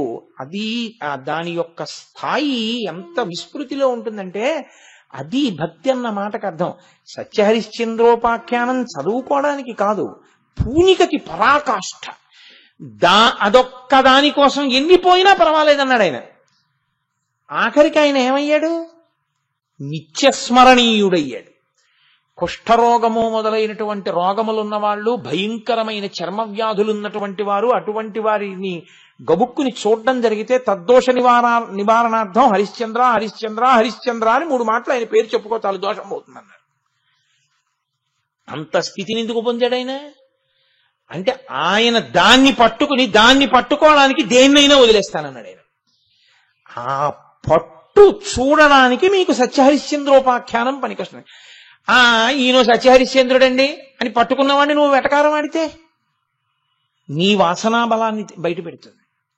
కాబట్టి ఇది తెలుసుకుని ఉంటే కఠోరః, ఆయన దానికి దగ్గరగా వెళ్లే నామం మళ్ళీ సాధనా సంపత్తి యందు అత్యంత ఉపయుక్తమైనటువంటి నామం త్రిపురాంతకః, పురారి, ఇవి ఆయన నామాలే కదండి. గిరిధన్వి, ఇవన్నీ అందులోకే వచ్చేస్తాయి. ఇవన్నీ అయిపోతున్నట్లు మీరు భావించవలసి ఉంటుంది. నేను దండగట్టి వ్యాఖ్యానం చేస్తున్నాను. త్రిపురాంతకః, ఆయన 3 పురములను చంపేశాడు. 3 పురములను చంపడం ఏమిటండి అంటే త్రిపురముల యొక్క అధిపతులైన రాక్షసుల్ని చంపాడు. కాబట్టి త్రిపురాసురుడు. త్రిపురాసురుడు అన్న మాట ఆ స్థితి ఎందుకు వచ్చిందంటే తారకాసురుడు నిన్న చెప్పుకున్నాం కదండి. ఆ తారకాసురుడికి ముగ్గురు కొడుకులు. ఒకడు తారకాక్షుడు, ఒకడు కమలాక్షుడు, ఒకడు విద్యున్మాలి అని 3 కొడుకులు. ఈ 3 తండ్రి కన్నా తెలివైన వాళ్ళు. అరే నాన్నగారు ఏదో కోరిక కోరారా, వరం కోరారు, నిలబడలేదు. కాబట్టి వాళ్ళు 3 ఏం చేశారంటే సహజంగా బలపరాక్రమాలు ఉన్నవాళ్ళు. వాళ్ళు 3 వెళ్ళి పరమేశ్వరుడు బ్రహ్మగారి గురించి తపస్సు చేశారు. చేస్తే చతుర్ముఖ బ్రహ్మగారు ప్రత్యక్షం అయ్యారు. ఏం కావాలి మీకు అన్నారు ఆయన. అంటే వాళ్ళు అన్నారు, ఆయనకి వేదాంతం చెప్పారు వాళ్ళు. అది రాక్షసత్వం అంటే. ఓ మంచి మాట నీకు చెప్తే ఆ మంచి మాట ఆచరించడం ఎంత కష్టమో చెప్పినవాడు పనికి మాలినవాడు అనడమే రాక్షసత్వం. బ్రహ్మగారి దగ్గరికి వెళ్ళి అన్నారు, నువ్వు ఈ భోగములన్నీ సృష్టించావు, ఎందుకు? అవి అనుభవించాలంటే ఏం ఉండాలి? ఇది ఉండాలి. దీన్నేం చేశావు? కాలంలో పడిపోయేటట్టు చేశావు. కాబట్టి ఇప్పుడు మేమేవో భోగాలు అడిగామనుకో, ఏమిటి ఉపయోగం? ఇది ఉండదుగా. కాబట్టి నువ్వేం చేస్తావంటే ఇది శాశ్వతంగా ఉండేటట్టు చూడు, ఒకటి. రెండోది ఏం చేస్తావో తెలుసా? ఇదొక్కటి ఉందనుకో, నాకో భోగం కావాలనుభవించాలి. నాలాంటి వాడు ఇంకోడుంటే ఇప్పుడు వాడికి నాకు జగడం. ఇప్పుడు దాన్ని అనుభవించడం మానేసి మేమిద్దరం దెబ్బలాడుకోవడం మొదలెట్టాలి. ఇబ్బందితో పోయిందా లేదా? మళ్ళీని నేనొక్కడిని అనుభవించాలి అంటే నేను ఎవరినైనా చంపేయగలిగితే బాగుంటుంది. నన్ను చంపేవాడు ఉండకూడదు, నేను మాత్రం ఎవరినైనా చంపేయాలి. అప్పుడే కాదు నేను అనుభవించగలను. ఇదే రాక్షసత్వం అంటే. మీకు త్రిపురాసురులు అప్పుడిప్పుడూ అనుకోకండి, ఎప్పుడూ కనపడతారు. కాబట్టి దక్కితే తనకి దక్కాలి, లేకపోతే వేరొకరికి దక్కకూడదు, వాడిని చంపేయాలి. అంటే వాడే త్రిపురాసురుల లక్షణం ఉన్నవాడు. కాబట్టి మేము అందరినీ చంపేస్తాం, మమ్మల్ని చంపేవాడు ఉండకూడదు, వరమి అన్నాడు. ఏదో అందుకే ఉన్నట్టు ఆయన అన్నాడు. అలా చాలా మంది అడిగారు నన్ను ఇంతకు ముందు కూడాను, కానీ కుదరదు. కొన్ని సెట్ ఆఫ్ రూల్స్ ఒకటి ఉంటాయి కదా పరబ్రహ్మం ఇచ్చినవి. అమ్మ బాబోయ్, నిజంగా ఈశ్వరుడు ఇది మళ్ళీ బ్రహ్మాండంలో కలిసిపోతుంది అన్నాడు కాబట్టి ఉన్నాం కానండి, లేకపోతే ఈ పాటికి అసలు పుడుతూనే తినేది లేదు. చాలా మంది రాక్షసులు మన అందరినీ ఉపన్యాసాలేమిటి నా బుర్ర. అది కాబట్టి వెళ్ళిపోవాలిరా, పిండాండం బ్రహ్మాండంలో కలిసిపోవాలి. నువ్వు అడుగు, ఎలా పోతావు అంటే వాళ్ళు అన్నారు, సరే మీరు అడిగారు కాబట్టి మేము చెప్తాం, 1000 దివ్య సంవత్సరముల లోపల అసలు మేము చచ్చిపోకూడదు. ఎందుకంటే నేనేదో అన్నాను అనుకో, అలాగ బుక్కుని వచ్చేస్తే ఈశ్వరుడు. అలా చాలా మంది చచ్చిపోయారు మా వాళ్ళు, పాపం తెలియక జరగదు కదా అనుకుని అనడం, ఆయనేమో అలా వచ్చేయడం, దానికి మినహాయింపులు. హిరణ్యకశిపుడు అడిగితే నరసింహావతారంగా వచ్చేయడం, తారకాసురుడు అడిగితే ఏదో అగ్నిలో దాచినటువంటి వీర్యంతో సుబ్రహ్మణ్యుడు పుట్టి చంపేయడం, ఇలా అయిపోతోంది. అందుకే మేము ముందు మొట్టమొదట మా నియమం ఏమిటంటే 1000 దివ్య సంవత్సరములు బతకాల, తర్వాత చావడం అన్న ప్రశ్న చూద్దాం. సరే, పోనా తర్వాత ఎలా చచ్చిపోతారు? 1000 దివ్య సంవత్సరముల తర్వాత మాకు ఈలోగా ఈ 1000 దివ్య సంవత్సరములు ఏమిటి? మాకు ఎటువంటి ఇబ్బంది లేని కాలం, చచ్చిపోము అని నిరాఘాటంగా తెలిసిపోయిన కాలం. ఇప్పుడు మేము భోగాలు అనుభవించద్దు. మేము భోగాలు అనుభవించేటప్పుడు మమ్మల్ని ఎవ్వరూ ఇబ్బంది పెట్టకూడదు. ఓ పక్క మేము భోగం అనుభవిస్తుంటే ఇంద్రుడు వచ్చి మళ్ళీ మా మీద యుద్ధం చేస్తూ కూర్చోవడంలో 1000 దివ్య సంవత్సరాలు అయిపోతాయి. అందుకని ఎవరూ భేదించి లోపలికి ప్రవేశించడానికి వీలు లేని 3 పురములు కావాలి. నువ్వు విశ్వకర్మకి చెప్పు 3 తయారు చేయమని. ఏదో బంగారముతో ఒకటి, వెండితో ఒకటి, ఇనుముతో ఒకటి చేయించు, మేము సర్దుకుంటాం. ఏదో 3 తలకోటి తీసుకుంటాం. అవి తిరుగుతూ ఉండాలి, ఎప్పుడు అంతటా తిరుగుతూ ఉండాలి. తిరగడం సుఖం. అందుకే కదండి ఏ పని లేకపోతే రామాయణం చదువుకోడు, వీధిలో తిరుగుతుంటాడు. అలా పోయేద్దాం ఏంటంటాడు. కాబట్టి అదే అలవాటు త్రిపురాసురులకు. కాబట్టి వాళ్ళన్నారు అలా తిరుగుతూ ఉంటాం. 1000 దివ్య సంవత్సరములు అయిపోయిన తర్వాత ఒకే ఒక్కసారి చంద్రుడు పుష్యమీ నక్షత్రంలో ఉండగా, పుష్కలావర్తక మేఘములు వర్షిస్తుండగా, అభిజిత్ లగ్నంలో మిట్ట మధ్యాహ్నం వేళ 3 పురములు ఒక్కసారి ఇలా సరళ రేఖలోకి 3 పురములు ఒకే గీత మీద పెట్టినట్టుగా వస్తాం. ఒక్క క్షణం. అప్పుడు దేవతా సార్వభౌముడైనటువంటి వాడు సృష్టిలో లేని ధనస్సు పట్టుకుని, సృష్టిలో లేని బాణం పట్టుకుని, సృష్టిలో లేని రథం ఎక్కి ఒక్క బాణంతో 3 పురములు ఒక్క గీత మీదకే వచ్చి ఉన్న ఆ ఒక్క క్షణంలో రెండో బాణం ప్రయోగించకుండా ఒక బాణంతో 3 పురములను కొట్టగలిగితే మేము చచ్చిపోతాం. లేకపోతే మళ్ళీ 1000 ఏళ్ల తర్వాతే, 1000 దివ్య సంవత్సరాల తర్వాతే. అమ్మ నాయనోయ్, ఎంత పాండిత్యం రా మీది! రాష్ట్ర అసలంటూ చచ్చిపోతానన్నాడుగా, ఎలాగో అలాగా. ఆ చంపవలసిన వాడు ఎవరో ఆయన చూసుకుంటాడు, నాకేం గొడవ. అసలు విచిత్రం ఏమిటో తెలుసా అండి, వెంటనే ఇంకో రూపంలో చంపవలసిన ఆయన ఎవరో ఒక ఆయన వచ్చి, నీ మొహం ఇచ్చా చంపేస్తున్నావు నువ్వు, నీ వరాలని బ్రహ్మగారిని ఎప్పుడు అన్నావు. మీరు చూడండి, బ్రహ్మగారిని అలా దెబ్బలాడినట్టు మీరు ఏ పురాణంలోనూ చదివారా? అసలు వాళ్ళ మధ్య ఏమి ఉండవు, అభిమాన సంఘాల దెబ్బలాట్లన్నీ మనకే ఉంటాయి. కాబట్టి ఇప్పుడు బ్రహ్మగారు వరం ఇచ్చి వెళ్ళిపోయాడు హంసవాహనం ఎక్కి. దేవతలందరూ వెంటనే ప్రారంభం చేసేది ఏముంటుందండి? నేను రోజు మొత్తుకుంటున్నదేగా, వాడికి ఇంకా భోగం భోగం భోగం ఈ శరీరంతో. కాబట్టి ఎక్కడెక్కడ ఉన్నాయో వాళ్ళందరివి తనవి చేసుకుంటాడు. ముందు దొరికేవాడు ఎవరంటే ఇంద్రుడు. మొదట ఆయన పేరే ఉంటుంది ఎప్పుడు. కాబట్టి ఆయన్ని కొట్టాడు, స్వర్గలోకాన్ని ఆక్రమించాడు, భోగాలు అనుభవిస్తున్నారు. ఆ 3 పురములలో తిరుగుతున్నారు. పోనీ అక్కడతో ఊరుకోరు, వాళ్ళు బాధిస్తున్నారు దేవతల్ని. ఇప్పుడు వాళ్ళందరూ వెళ్ళి మొట్టమొదట బ్రహ్మగారికి చెప్పారు. బ్రహ్మగారికి చెప్తే ఆయన అన్నాడు, నేను వరం ఇచ్చానయ్యో, 1000 దివ్య సంవత్సరముల తర్వాత 3 ఒక గీతలోకి వస్తాయి. ఈ లోపల ఇదిగో వాళ్ళు అడిగిన వరాలున్నాయే అలా తయారు చేసుకోవడం మొదలు పెట్టండి. మొదలు పెడితే అప్పటికి సిద్ధంగా ఉంటే బాణం వేయొచ్చు. లేకపోతే మళ్ళీ ఆ 3 చూద్దాంలేండి, అయితే 1000 దివ్య సంవత్సరాలు అయిపోయిన తర్వాత దగ్గరికి వచ్చాక చూద్దాం అన్నారు అనుకోండి. అప్పుడు దేవతా సార్వభౌముడు ఎవరు, సృష్టిలో లేని రథం ఏది, ఇలా మొదలు పెడితే అవదు పని. అందుకని మొదలెట్టండి అన్నాడు. మొదలెట్టడం అంటే ఏం చేయమన్నారు వాళ్ళు అంటే, ముందు దేవతా సార్వభౌముడైనటువంటి వాడిని పట్టుకోండి. ఎవరు దేవతా సార్వభౌముడు? సమస్త దేవతలకు కాదు, ఈ బ్రహ్మాండములకన్నిటికీ సార్వభౌముడు శంకరుడే. కాబట్టి ఆయన పాదాలు పట్టుకుని వెళ్ళి ప్రార్థన చేయండి అన్నారు. అందరూ వెళ్ళి కైలాసానికి వెళ్ళారు. వెళ్ళి శంకర, నువ్వు ఆ త్రిపురములను సంహరించాలి. ఆయన అన్నాడు, దేనికి చంపడం అన్నాడు. అంటే అదేమిటి అలా అంటావు, దేవతల్ని బాధ పెడుతున్నారు. మిమ్మల్ని బాధ పెడుతున్న మాట యథార్థం, కానీ వాళ్ళు పరమ ధర్మంతో ఉన్నారు. వాళ్ళ స్వీయ ధర్మం వరకు అభిషేకం చేస్తారు, త్రికాల సంధ్యావందనం చేస్తారు, హోమం చేస్తారు, పూజ చేస్తారు. ఆ ధర్మము దెబ్బతింటే అప్పుడు నేను చంపాలి. వాళ్ళు ధర్మంతో ఉండగా ఎలా చంపుతాను? మరి ఎలా దెబ్బతింటుంది? శ్రీ మహావిష్ణువుని అడగండి. విష్ణువుని అడిగారు. అప్పుడు ఆయన ఒక కొత్త పురుషుణ్ణొకడిని సృష్టించి వాళ్ళు అధర్మం వైపుకు అడుగు వేసేటట్టుగా చూశారు. అయితే మీరు ఇక్కడ ఒక విషయాన్ని జ్ఞాపకం పెట్టుకోవాలి. చంపడమే ప్రయోజనంగా విష్ణువు కాని శివుడు కాని చంపరు. ఎందుకు చంపవలసి వచ్చిందో తెలుసా అండి? ఇచ్చినటువంటి అధికారాన్ని దుర్వినియోగం చేసేసి పాడు చేసేస్తున్నారు. పూజకి పూజ చేస్తాడు, పూజ వలన వచ్చిన శక్తిని లోకోపకారమునకు వాడుతున్నారు అనుకోండి, వాళ్ళ జోలికి రారు. ఆ వచ్చినటువంటి శక్తిని స్వార్థమునకు వాడుకుని ప్రపంచాన్ని పాడు చేయడానికి వాడితే ఈశ్వరుడు తీసేయాలి, తప్పదు. కాబట్టి ఆయన ఏం చేశాడంటే, త్రిపురాసుర సంహారము చెయ్యాలి అంటే ఆ ధర్మభంగం చెయ్యాలి, అసలు ముందు రాకుండా చెయ్యాలి. ఎందుకంటే పాడు చేస్తున్నాడు వచ్చింది. కాబట్టి ఇప్పుడు ఆయన అధర్మ ప్రచారం అంటే వైదిక కర్మానుష్ఠానము నుంచి వాళ్ళకి వైముఖ్యము కలిగేటట్టుగా ఒక ప్రచారాన్ని చేయడానికి ఒకరిని సృష్టించాడు. వాడి ప్రచారానికి వాళ్ళు లొంగిపోయి సనాతన ధర్మము నుండి జారిపోయారు. జారిపోతే ఇప్పుడు వాళ్ళని చంపడానికి అవకాశం వచ్చింది.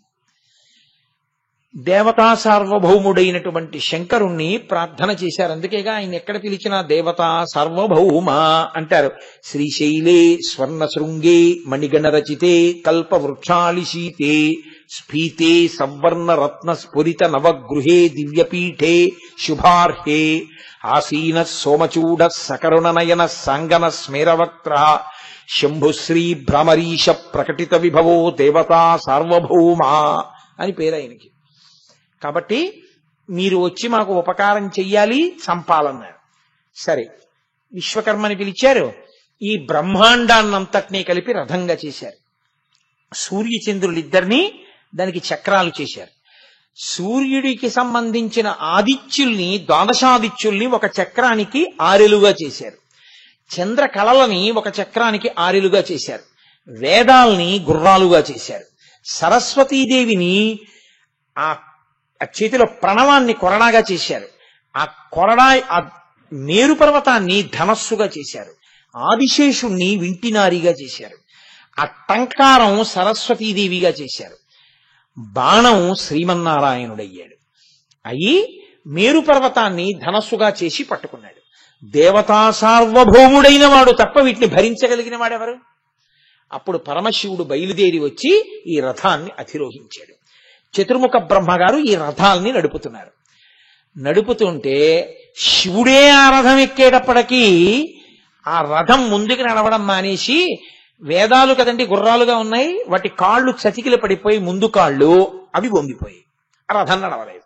అంటే వేదం కూడా శివుడి గురించి చెప్పగలనని అనలేదు. వేదమునకు కూడా ఆయన అందడు. కాబట్టి ఇప్పుడు శ్రీ మహావిష్ణువే ఆ వృషభ రూపాన్ని దాల్చి రథాన్ని లాగారు. అందుకే బాణత్వం వృషభత్వమర్ధవపుషా భార్యాత్వమార్యాపతే ఘోనిత్వం సకితా మృదంగ వహతా చేత్యాది రూపం తదౌ తత్పాదే నయనార్పణంచ కృతవాం తద్దేహ భాగో హరి పూజ్యాత్ పూజ్యతరస్య ఏ మహిమచేత్కో వా తదన్యోధిక. అనేక రూపాలతో శ్రీ మహావిష్ణువు శివుణ్ణి సేవించడినటువంటి కారణం చేత శరీరార్థ భాగం ఇచ్చి హరిహరమూర్తి వచ్చింది. కాబట్టి ఇప్పుడు ఆయన రథాన్ని లాగారు. వాళ్ళిద్దరు అలా ఒకరికొకరు ఎప్పుడూ సాయపడుతూనే ఉంటారు లోకరక్షణలో. ఇప్పుడు ఆయన ఆ బాణాన్ని గురి చూసి 1000 దివ్య సంవత్సరముల తరువాత పుష్కళావర్తక మేఘములు కురుస్తుండగా సరళరేఖలోకి వచ్చి పుష్యమీ నక్షత్రంలో చంద్రుడుండగా అభిజిన్ ముహూర్తంలో బ్రహ్మగారు బ్రహ్మాండమనేటటువంటి రథాన్ని వేదములు గుర్రములుగా ఉండగా చేతిలో ప్రణవాన్ని కొరడాగా పట్టుకుని సరస్వతీదేవి వింటినారి యొక్క ధ్వని కాగా, మేరు పర్వతం ధనస్సు కాగా, ఆదిశేషుడు వింటినారి కాగా, శ్రీమన్నారాయణుడు బాణం కాగా, దేవతా సార్వభౌముడైన శంకరుడు 3వ కన్ను తెరిచి కాల్చవతల బారేస్తున్నాడు పురాణాన్ని. కాలుస్తుంటే లింగ పురాణంలో అన్నారు, శ్రీమన్నారాయణుడు మొదలైన వాళ్ళు ప్రార్థన చేశారు. సోమశ్చ భగవాన్ విష్ణు కాలాగ్నిర్వాయురేవచ శిరే వ్యవస్థిత దేవమూచు ప్రణమ్యతం దగ్ధమప్యదేవేశా వీక్షణేన పురత్రయం అస్మద్ధితార్థం దేవేశా శరన్మోక్తు విహార్హసి. ఈశ్వరా, మీ చేత్తో ముట్టుకోవాలని, వింటినారికి తగల్చాలని, మీ శక్తి మాలో పెట్టి వదలాలని మేము ఎప్పటి నుంచో ఎదురు చూస్తున్నాం. మీరు మీ 3వ కంటి మంటతో కాల్చేస్తే ఎలా? మమ్మల్ని ప్రయోగించండి అని అడిగారు. అప్పుడు ఆ శ్రీమన్నారాయణాత్మకమైనటువంటి ఆ బాణాన్ని తీసి వింటినారికి పెట్టి సంధించారు. ఆ బాణం వెళ్లి 3 పురములను ఒక్క క్షణంలో కాల్చవతల పారేసి 3 పురములు 3 పురములలో ఉన్నవాళ్ళు త్రిపురాసురులు అందరూ నశించిపోయారు. లోకాలన్నీ ఉపశాంతి పొందాయి. కాబట్టి ఆయనకి త్రిపురాసురుడు, త్రిపురములను సంహరించినవాడు అని ఒక బిరుదునామం. పురారి, పురములకు శత్రువు. అయితే త్రిపురాసురుడైతే పురారి ఎందుకయ్యాడు? ఎప్పుడు అదే పని ఆయనకి ఇంక శత్రుత్వం పెట్టు కూర్చున్నాడా? ఎక్కడైనా ఆయన శత్రుత్వం పెట్టు కూర్చున్నట్టుందా? అసలు దీని ఆధ్యాత్మిక సమన్వయాన్ని మీరు బాగా అర్థం చేసుకుంటే నిత్య జీవితానుష్ఠానంలో బాగా మీరు పట్టుకోగలుగుతారు. కానీ ఆ స్థాయిని పొందడం మాత్రం పురారి యొక్క అనుగ్రహమే. ఆయన అనుగ్రహం చేతనే ఆ స్థాయిని చేరవలసి ఉంటుంది. పురములు ఎక్కడో ఉంటాయని మీరు అనుకోకండి. ఆ పురములు ఇక్కడే ఉంటాయి. స్థూల శరీరము, సూక్ష్మ శరీరము, కారణ శరీరము అని ఈ 3 పురములు కలిసే ఉంటాయి. బంగారుపురము, వెండిపురము, ఇనుపపురము. ఇవి ఎప్పుడు తిరుగుతూ ఉంటాయి. ఎందుకంటే ఇలాంటి శరీరాలు ఎన్ని శరీరాలు పుచ్చుకుని జీవుడు తిరుగుతున్నాడో, ఏ లోకంలో పుట్టావో, ఎక్కడ తిరిగావో, ఎక్కడికి వెళ్ళావో, ఎక్కడికి వచ్చావో, ఇప్పుడు ఇక్కడ ఉన్నావు, వచ్చేసారి శరీరం పుచ్చుకుని ఏ లోకంలో ఉంటావో, ఎక్కడ తిరుగుతావో ఎవడికి తెలుసు. కాబట్టి తిరుగుతూనే ఉంటాయి. మీరు కొంచెం జాగ్రత్తగా పట్టుకోండి. స్థూల శరీరము అన్నదానికి అర్థం ఏమిటో తెలుసా అండి? ఇగో ఈ కాళ్ళు, చేతులు, కళ్ళు, ముక్కు, నోరు, ముఖము, లోపల ఉన్న మాంసము, రక్తము, ప్రేగులు, ఎముకలు, వీటినన్నింటినీ కలిపి స్థూల శరీరం అంటారు. సూక్ష్మ శరీరము అంటే ఇది కాదు. సూక్ష్మ శరీరము పంచ జ్ఞానేంద్రియముల యొక్క శక్తులను మనోబుద్ధి చిత్త అహంకారములు 4 కలిపి సూక్ష్మ శరీరం అంటారు. స్థూల శరీరం నుంచి సూక్ష్మ శరీరం విడిపడుతుంది. దానికి ఆ లక్షణం ఉంటుంది. మీరు అందుకే ఎప్పుడైనా చూడండి, ఆయన అలా చూస్తూ ఉంటాడు, అలా చూస్తూ అలా ఉండిపోతాడు. ఏంటంటే అలా చూస్తూ ఉండిపోయారు అన్నారు అనుకోండి. మీరు ఆ ఇంజనీరింగ్ కాలేజీ డ్రెస్సు, ఆ పిల్ల అది చూస్తే, మా అమ్మాయి ఇంజనీరింగ్ చదువుకున్న రోజులు, అది బ్యాగ్ పట్టుకుని హడావిడిగా పరిగెత్తడం, అది టైం అయిపోతుంది అంటుంటే నేను ఎందుకే ఎప్పుడు టైం అయిపోయాక ఎడతామని దెబ్బలాడడం. నాన్నగారండి వెళ్లే ముందు దెబ్బలాడకండి నాన్నగారండి, పరీక్షకు వెళ్తున్నాను, విష్ ఆల్ ది బెస్ట్ అనండి, కానీ దెబ్బలాడకండి నాన్నగారండి అది అని నన్ను గదమాయించడం. నేను సరేలే శుభం భూయాత్ అనడం.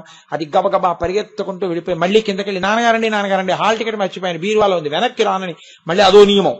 అప్పుడు నేను హాల్ టికెట్ పరిగెత్తుకెళ్ళి పట్టుకెళ్ళి ఇచ్చి, ఎందుకైనా మంచిదని చెప్పి నాకు భయం వేసి బస్సు వెళ్ళిపోతుందేమో పరీక్ష అంటోందని నా స్కూటర్ ఎక్కించు తీసుకెళ్లి బస్సు ఎక్కించడం. ఇవన్నీ జ్ఞాపకం రావడంలో ఆ ఇంజనీరింగ్ కాలేజీ డ్రెస్ వేసుకున్న పిల్లని చూసి అలా ఉండిపోయాను. నేను ఆ అమ్మాయిని చూస్తున్నానా, ఆ అమ్మాయిని చూడడంలో నా కూతురు జ్ఞాపకానికి వచ్చి, కూతురు, కదలికలు, మా ఇల్లు, హాల్ టికెట్, కిందకెళ్ళడం, నేను పైనుంచి మాట్లాడడం, ఇవన్నీ నాకు ఇక్కడ కనపడుతున్నాయి.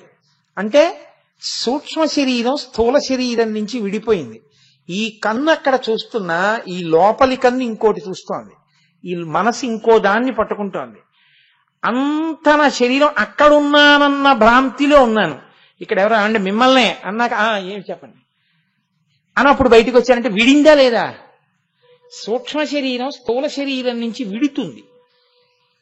దాన్ని సూక్ష్మ శరీరం అంటారు. ఇందులో మీరు జ్ఞానేంద్రియ శక్తులు పట్టేసుకుంటారు. కంటితో నాతో కొంతమంది అంటూ ఉంటారు, రాత్రల్లా మీ ఉపన్యాసమే చెవుల్లో వినపడిందండి అని. ఎలా వినపడుతుంది? నీ లేనుగా పక్కన అంటే మనసు అంత పట్టేసుకుంటే చెవి ఏం చేస్తుందంటే ఇంకా అదే వాక్య నిర్మాణాన్ని, అదే తీరుని తీసుకొచ్చి వినపడేటట్టు చేస్తూ ఉంటుంది. కాబట్టి అది సూక్ష్మ శరీరం యొక్క లక్షణం. ఇవి మీరు పట్టుకోగలరు. కానీ మనోబుద్ధి చిత్త అహంకారములు 4 గురించి నేను ఒక్క మాట చెప్తే మీరు బాగా పట్టుకుంటారని నా తాపత్రయం. మీకు తెలియదని కాదో వీరంతే. మనస్సుకుండే లక్షణం ఏమిటో తెలుసా అండి? ఎప్పుడూ కూడా ఏం చేస్తావు, ఎలా చేస్తావు, సంకల్పము ప్రత్యామ్నాయములను ఆవిష్కరిస్తూ ఉంటుంది. మీకు నేను ఒక ఉదాహరణ చెప్పాలంటే, మనస్సు పరిస్థితి ఎలా ఉంటుందంటే, నేను ఇలా మంగళం చెప్పాను అనుకోండి, ఇలా దిగేద్దామా, ఇలా దిగుదామా, వెనక్కి దిగుదామా అంట. ఇలా దిగి వెళ్ళిపోవడం తేలిక కదా, 2 అడుగులు ఇలా కిందకి దిగి ఇలా వెళ్ళిపో కాదు. అలా దిగితే నీతో చెప్పించిన పార్వతీ పరమేశ్వరులకు ఒకసారి నమస్కారం చేయొచ్చు, పృష్ఠభాగం పెట్టి కూర్చున్నావు ఇప్పటిదాకా. ఒకసారి క్షమార్పణ చెప్పి తప్పలేదు స్వామి అని నమస్కారం చేసి దిగి అలా వెళ్ళు. ఇలా దిగి వెళ్ళిపడితే కొంచెం నువ్వు అది వాళ్ళకి క్షమార్పణ చెప్పడం కుదరదు కదూ. అటు తిరుగు.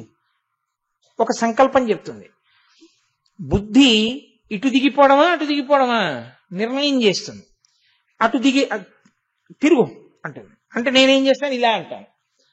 అది దిగాక ఓ నమస్కారం చెయ్యి, అప్పుడు ఇలా అంటాను, ఇప్పుడు అలా పద అంటాను. అక్కడికి వెళ్ళిన తర్వాత మనసు ఓసారి ఆయన్ని పలకరించడం బాగుండదు, ఆ పాపం మన ఎందుకు చాలా ప్రీతి ఉన్నవారు, ఏమండే అని ఎవరితో పేరు పిలుస్తాను.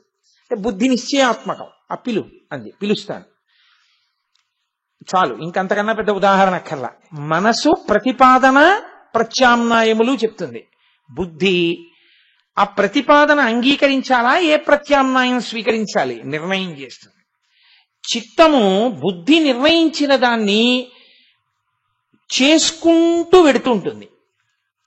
తాళం తీ అందనుకోండి బుద్ధి, తాళం ఏం తీద్దామా దాన్ని తీమందామా ఏంటి, ఇప్పుడు ఆ చీకట్లో సరిగ్గా కనపడదు, ఏడాది ఎందుకు వచ్చింది మనకి, గంట సేపు తిప్పడం, అక్కడి నుంచి ఇబ్బంది ఎందుకు, దానికి ఇస్తే తీస్తుంది, అందుకే కదా భార్య చిన్నది చేసుకోమన్నారు, మంచి నియమం పెట్టారు అనుకుని తాళం తీవాయ్ అని తాళం చెవులు ఇచ్చేయడమా నేను తీయడమా, రోజు ఈ దిక్కుమాల బుద్ధి ఎందుకు, మనం దిగలమేమో చూద్దాం, పోను ప్రయత్నం చేద్దాం, అదేగా ఏమంటుంది అని ఇటు నిర్ణయానికి వచ్చాననుకోండి.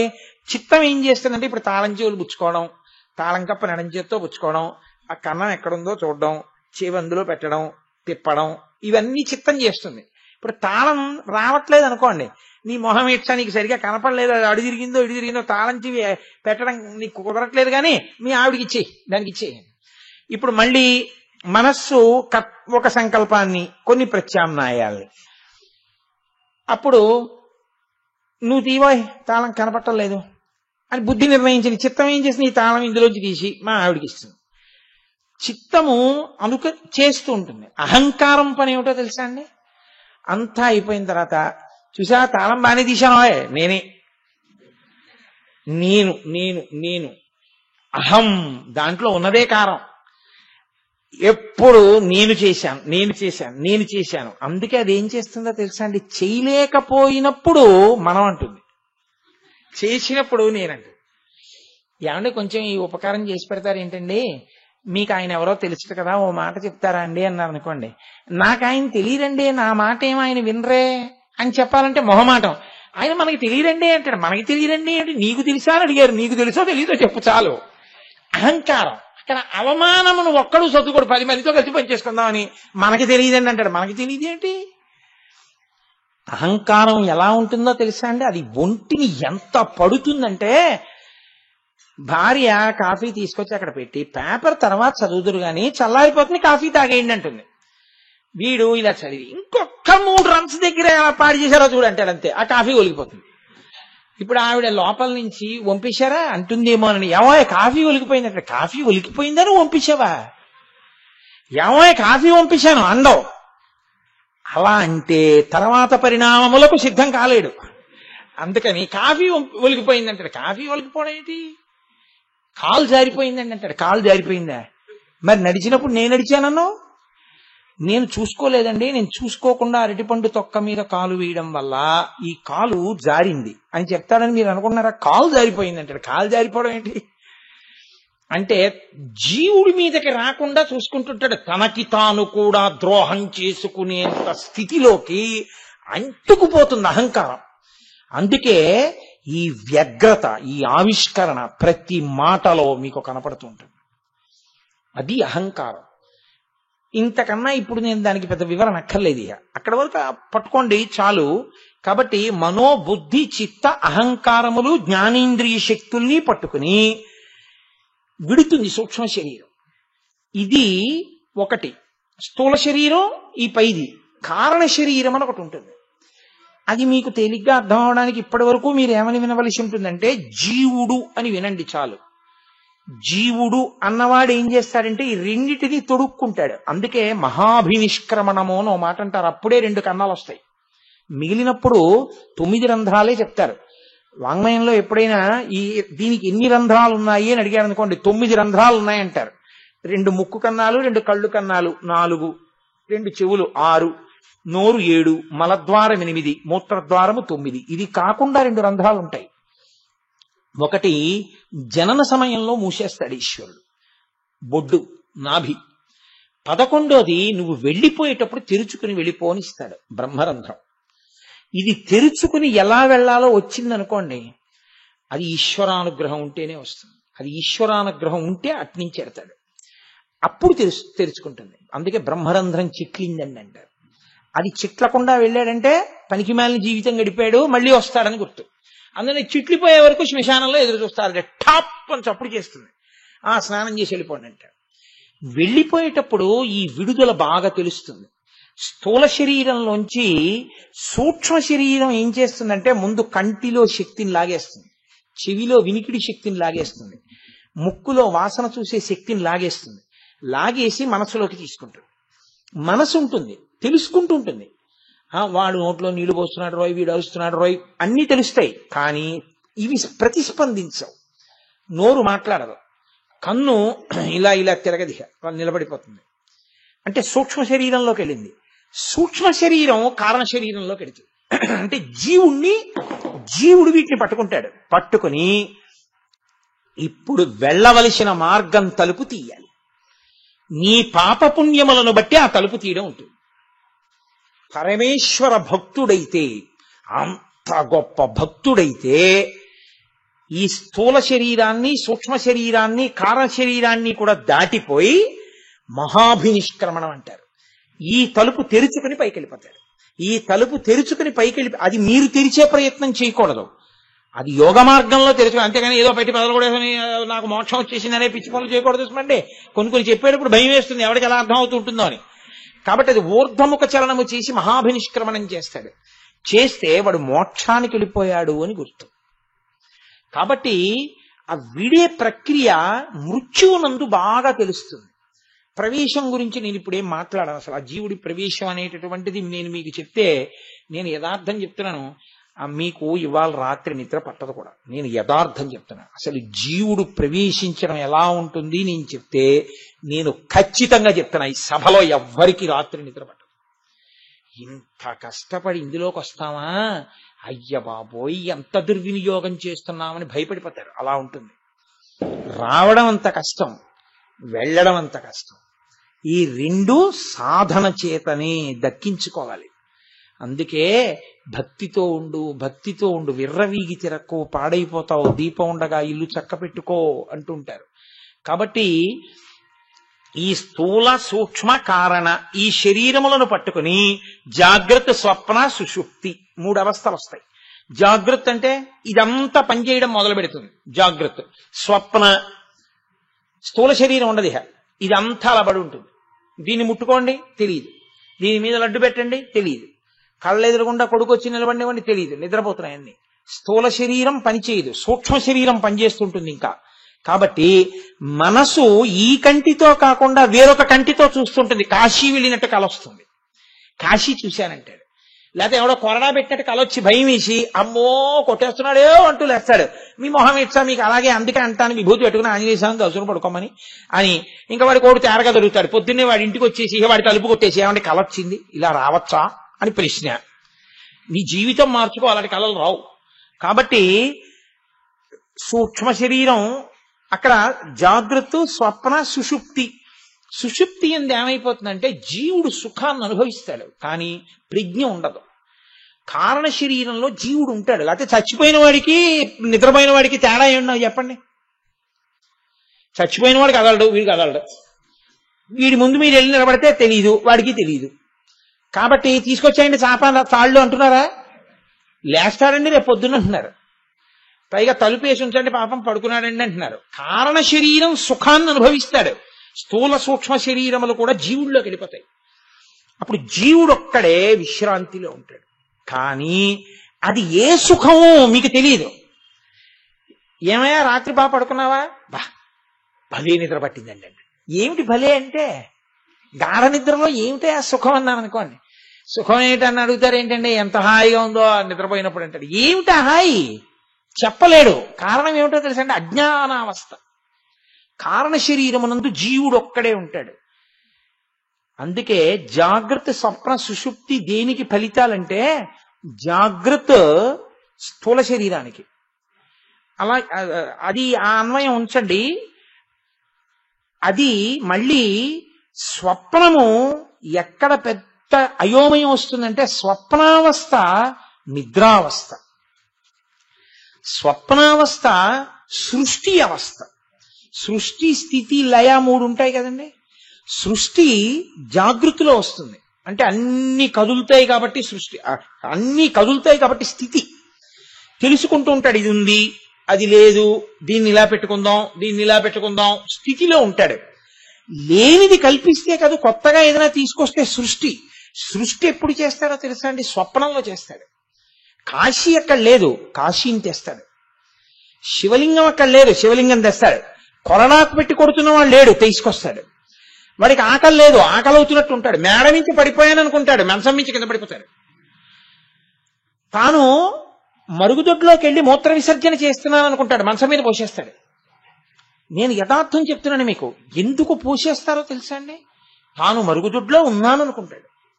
అంటే సృష్టి అలాంటి స్థితి ఏర్పడుతుంది, మూత్ర విసర్జన చేస్తాడు. కాశీ వెళ్ళాను అనుకుంటాడు, పొంగిపోతూ ఉంటాడు. కొరడా పెట్టి కొట్టాడు అనుకుంటాడు, భయపడిపోతాడు. అందుకే పీడకలు వచ్చిందండి నాకు, రాత్రి ఏమిటోనండి బాబు అలా వచ్చింది అని దాని పీడ, దాని భయం జాగృతిలో కూడా వదలదు. దాని స్వప్నము సృష్టి లయ, ఏమీ తెలియకుండా సుఖనిద్ర కారణ శరీరం, గాఢ నిద్ర సుషుప్తి. అందుకని జాగృతి, స్వప్న, సుషుప్తి, స్థూల సూక్ష్మ కారణ, ఇన్ని రకాలుగా సృష్టి స్థితి లయ మూడుగా తిరగడమే తప్ప అసలు ఈ మూడుని దాటి నాలుగుకి వెళ్ళగలిగిన వాడు ఉండడు. అందుకే ఉపనిషత్తు ఏమందంటే పురత్రయే క్రీడతి యస్య జీవాః తతస్తు జాతం సకలం విచిత్రం అంది. వీడి మూడులో తిరగడం వల్ల ప్రపంచం వచ్చింది. ఈ మూడు దాటి నాలుగు కెడితే ప్రపంచం లేదు, నిష్ప్రపంచం. విశ్వందర్పణ దృశ్యమాన నగరీ తుల్యం నిజాంతర్గతం అంటారు శంకర భగవత్పాదులు. ఎన్నేళ్లు బతికాడన్నది కాదు, లేచి తిరిగాడు, పడుకున్నాడు, గాఢ నిద్రపోయాడు, అంతే విభాగం. ఈ మూడుగా తిరుగుతున్నటువంటి స్థూల సూక్ష్మ కారణ శరీరములను దాటి వెళ్ళగలిగితే దివ్యకారణ శరీరం ఉంటుంది, అది భగవానుడు. ఈ మూడిటి అజ్ఞానంతో కొన్ని కోట్ల సంవత్సరముల నుంచి అనేక కోట్ల జన్మలెత్తి తిరుగుతున్న జీవుడి యొక్క స్థితిని జ్ఞానము చేత పరిపక్వం చేసి, ఈ మూడు కాదురా, ఈ మూడు దాటితే పరమేశ్వరుడే, ఒక్క బాణంతో కొడతాడు ఆయన. ఒక్క బాణం ఆయన ఇచ్చే జ్ఞానం. ఆయన జ్ఞానం ఇచ్చేశాడా, ఇక ఆ జ్ఞానికి అంతటా ఈశ్వరుడే. ఇది నిద్రపోతోందంటాడు, ఇది లేచిందంటాడు, ఇది తిరుగుతోందంటాడు, దీనికి కలొచ్చిందంటాడు తప్ప దీని నిద్రకి, దీని కలకి, దీని తిరగడానికి ఆయన సాక్షి తప్ప ఆయనకి దీనితో సంగము లేదు. అది త్రిపురాసుర సంహారము. ఆ స్థితి పొందాలి అంటే కనీసం ఎప్పుడో అప్పుడు ఎక్కడో అక్కడ ఓ ఇలా ఉంటుందన్నమాట, అసలు వ్యవస్థ అన్నమాట తెలుసుకోవాలి. అసలు ఆ వేదాంత వ్యవస్థ ఎప్పుడో అప్పుడు అసలు మీకు అవగతం కాలేదనుకోండి, అంతకన్నా అన్యాయం ఇంకోటి ఉండదు. అప్పుడు ఏమవుతుందంటే ఇంకా ఆ తిరగడమే సంతోషంగా ఇదే సత్యం అనుకుని తిరుగుతూ ఉంటాడు. అందుకని ఈ మూడు అవస్థలు దాటి నాలుగో అవస్థకి వెళ్ళగలిగితే, ఆ నాలుగో అవస్థ మీరు వెళ్ళగలిగినది కాదు. అది కేవలం ఆ పరమేశ్వరుడి యొక్క అనుగ్రహం ఎవరికి ఉంటుందో వాళ్ళు మాత్రమే మూడు మీద ఉన్నవన్నీ దాటేస్తారు. ఇంకా జాగ్రత్త, స్వప్న, సుషుప్తి ఉండవు, స్థూల సూక్ష్మ కారణ ఉండవు, సృష్టి స్థితి లయ ఉండవు, భూత భవిష్యత్ వర్తమాన ఉండవు. త్రిపురముల మీద మూడు మీద తిరిగితే త్రిపుర సుందరి మాయ తిప్పుతోంది, దాటాడు, త్రిపురాంతకుడు ఈశ్వరుడయ్యాడు. అహం బ్రహ్మాస్మి. ఆ స్థితిలో పరమేశ్వరుడై జ్ఞాని అయి సాక్షిగా నిలబడిపోతాడు. ఆ నిలబడగలిగినటువంటి స్థితి కోట్ల కోట్ల కోట్ల కోట్ల మందిలో ఏ ఒక్కడో పొందుతాడు. అలా పొందాలన్న ఆర్తి మొదలైతే, శ్రవణము మొదలు పెడితే, భక్తితో ప్రారంభం చేస్తే ఆ కోట్ల కోట్ల కోట్ల మందిలో ఆ ఒక్కడు ఈ సభలోనే ఉండి ఉండవచ్చు. కాబట్టి ఆ ఈశ్వరానుగ్రహం కోసం భక్తితో కర్మాచరణం చేస్తే ఆ ఈశ్వరుడు ఏం చేస్తాడంటే మూడిటిని దాటిస్తాడు. దాటించి బ్రహ్మరంధ్ర భేదనం చేయించి ఈశ్వర సాక్షాత్కారంతో ఈశ్వరుడిలో కలిసి ఈశ్వరుడిగా వెళ్ళిపోతాడు. ఇక ఆయనకి మళ్ళీ జన్మ ఉండదు. ఆయన అలా ఉండగలిగిన వాడు సావు తర్వాత మోక్షం కాదు, ఆ జ్ఞానం కలిగిన తర్వాత ఇక సాక్షిగా నిలబడిపోతాడు. ఆయన ఏ కష్టమునకు ఆయనకి కష్టం కాదు. మనం ఏం చేస్తాం, దీని మీద కురిపేసింది అనుకోండి, చాలా బాధగా ఉందండి, నాకు కురిపేసిందండి అంటాం. జ్ఞానం ఏమంటారో తెలుసా అండి, దీనికి కురిపేసిందండి, ఇది చాలా బాధపడుతోంది అంటాడు. అంటే మరి దీనికి కురిపేస్తే నీకు కురిపేయలేదా? నాకు కురిపేంటి, నాకు కురుపులు అవి ఏం వెయ్యో, నేను ఆత్మ. దీనికి కురిపేసింది పాపం, ఇది బాధపడుతోంది దుష్మండి. అందుకే రమణ మహర్షికి సర్కోమా వచ్చింది. ఆయన మోచేతి మీద పుండు పుట్టి నెత్తురు అలా కారుతూనే ఉంటుంది. ఎంత నిప్పు, ప్రపంచంలో ఉన్న నెప్పినంతటినీ రాశీభూతం చేసో చోట పెడితే దానికే సర్కోమా అని పేరు. అంత నిప్పి. ఆయన దగ్గరికి వచ్చి ఆయన అంతేవాసులు, భగవన్ మీకు పుండు పుట్టింది అన్నారు. అంటే ఆయన అన్నారు తప్పు, పుండుకి పుండు పుట్టింది అన్నారు. పుండుకి పుండు పుట్టడం ఏంటి మరి? పుండేది ఈ పుండు పుట్టడానికి? ఇదే పుండు. అయ్యయ్యో ఇది పుండు ఏమిటి? అవును, ఇది బాధ అన్నదానికి సుఖము బాధ. సుఖంగా ఉండి సుఖం ఆగిపోతేనే బాధ, సుఖం అన్నది తెలియకపోతే బాధే సుఖం కదండి. ఇప్పుడు ఈ ఫ్యాను నాకు బాగా ఎరుకలో ఉంది, అది ఆగిపోయింది, నాకు దుఃఖం. అసలు ఫ్యాన్ అంటే ఏంటో నాకు తెలియదు, నాకు ఎప్పుడు సుఖం. ఓహో ఫ్యాన్ ఒకటి ఉంటుంది, గాలి ఒకటి ఉంటుంది, నాకేం తెలియదుగా, ఇలాగే ఉంటుంది, ఎప్పుడు సుఖంగానే ఉంటాను కదా. కాబట్టి సుఖము దుఃఖమే, సుఖము బాధయే, బాధయే. కాబట్టి రెండులే, ఉన్నది ఒకటే. సుఖము దుఃఖమునకే కారణము, రెండు కాదు. కాబట్టి పుండుకి పుండు పుట్టినది, నాకు పుండు పుట్టడం ఏంటి? నేను ఆత్మని, ఆత్మకి పుళ్ళు ఉండవు, ఆత్మకు పుళ్ళు పుట్టవు. అది 3 కాలముల యందుంది. రాత్రి బాగా నిద్ర పట్టిందా భగవాన్ అంటే ఆయన అనేవారు, రాత్రి ఇది బాగా నిద్రపోయింది. మీరు నాకు నిద్ర ఏంటి, ఆత్మ నిద్రపోదు, నేను తెలివిగానే ఉన్నాననేవారు. అందుకే చమత్కారం ఏమిటో తెలుసా అండి, ఎక్కడో అమెరికా సంయుక్త రాష్ట్రాల్లో ఉన్నటువంటి ఒక సముద్రపు ఒడ్డున ఉన్న ఒక కుగ్రామంలో చేపలు పట్టుకునేటటువంటి 2 భార్యాభర్తలు ఎక్కడో తిరువన్నామలైలో ఉన్నటువంటి రమణ మహర్షి గురించి విని వెళ్ళి ఆయన దర్శనం చేసుకోవాలని చేపలు పట్టి అమ్మగా వచ్చినటువంటి డబ్బులో ప్రతిరోజు కొన్ని డబ్బులు ఆ పడవ పక్కన ఓ సంచి పెట్టి అందులో వేసి డబ్బు దాచుకుని చాలా సంవత్సరాలు అలా శ్రమించి వాళ్ళు ఆ డబ్బుని మార్చుకుని పాస్పోర్ట్ తెచ్చుకుని, వీసా తెచ్చుకుని, వాళ్ళు విమానం ఎక్కి భారతదేశం వచ్చి చెన్నైలో దిగి రైలు ఎక్కి తిరువన్నామలై చేరుకుని ఆ తిరువన్నామలైలో వెతుక్కుంటూ రమణ మహర్షి ఆశ్రమానికి వెళ్ళారు. ఆయన ఇలా కూర్చుని ఉన్నారు. వాళ్ళిద్దరూ లోపలికి వస్తున్నారు.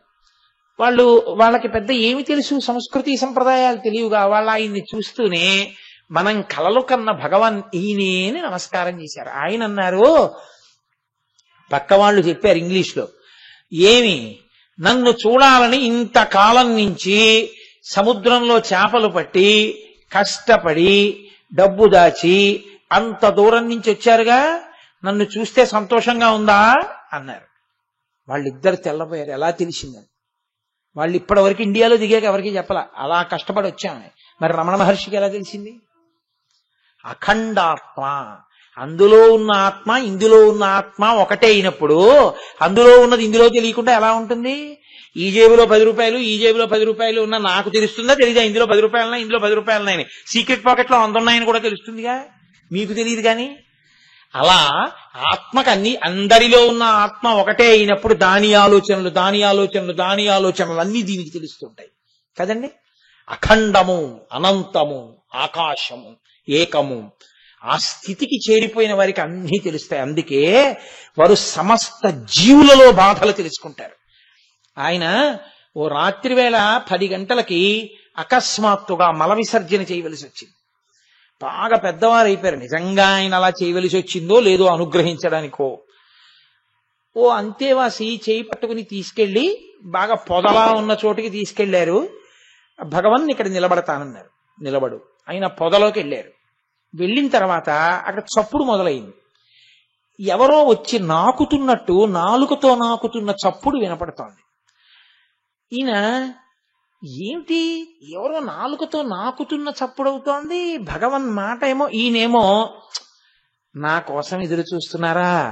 పగటిపూట అయితే మిమ్మల్ని ఎవరు రానివ్వరా? మిమ్మల్ని రాళ్లు పెట్టి కొడతారా? అందుకని ఒక్కసారి చూసి వెళ్ళిపోదామని వచ్చారా? మీరు చాలా బాధలో ఉన్నారు, ప్రశాంతంగా వెళ్ళిపోదురు కానిలేండి, ఇంకా మీరు మళ్ళీ రావక్కర్లేదు, అరుణాచలంలోగా శరీరం వదులుతున్నారు, ఈశ్వరుని యందు కలిసిపోతారు అని మాట్లాడుతున్నారు. అవతలేమో ఎవరో నాకుతున్న చప్పుడు వస్తోంది. ఏమిటి మాట్లాడతారు కానీ నాకుతున్నారు ఏమిటి, ఈయన మాట్లాడుతున్నారు, దగ్గరికి వెడితే బాగుండదు. కాసేపు ఆగి ఆయన వచ్చేసారు. భగవన్ మీరు మాట్లాడుతున్నారు, ఎవరో నాకుతున్నారు ఎవరన్నారు?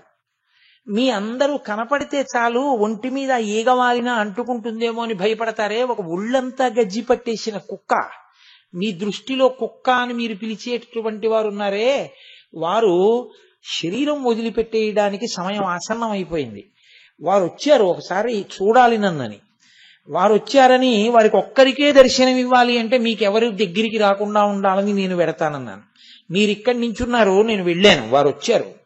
వారు ప్రేమతో ఇన్నాళ్ళకి నేను కనపడ్డానని నన్ను నాకుతున్నారు, దీన్ని నాకుతున్నారు. వారు అనంతమునందు కలిసిపోయే సమయం ఆసన్నమైంది. కాబట్టి వారిని మీరు బెంగ పెట్టుకోకండి, మీరు వచ్చారు, మీ కొరకే వచ్చాను అని వారితో మాట్లాడాను. వారు అరుణాచలమునందు కలిసిపోయారు, రండి మనం కూడా వెడదాం అని ఆయన లోపలికి వెళ్ళిపోయారు. ఆయన కుక్కని కూడా వారు వారు అనే మాట్లాడేవారు.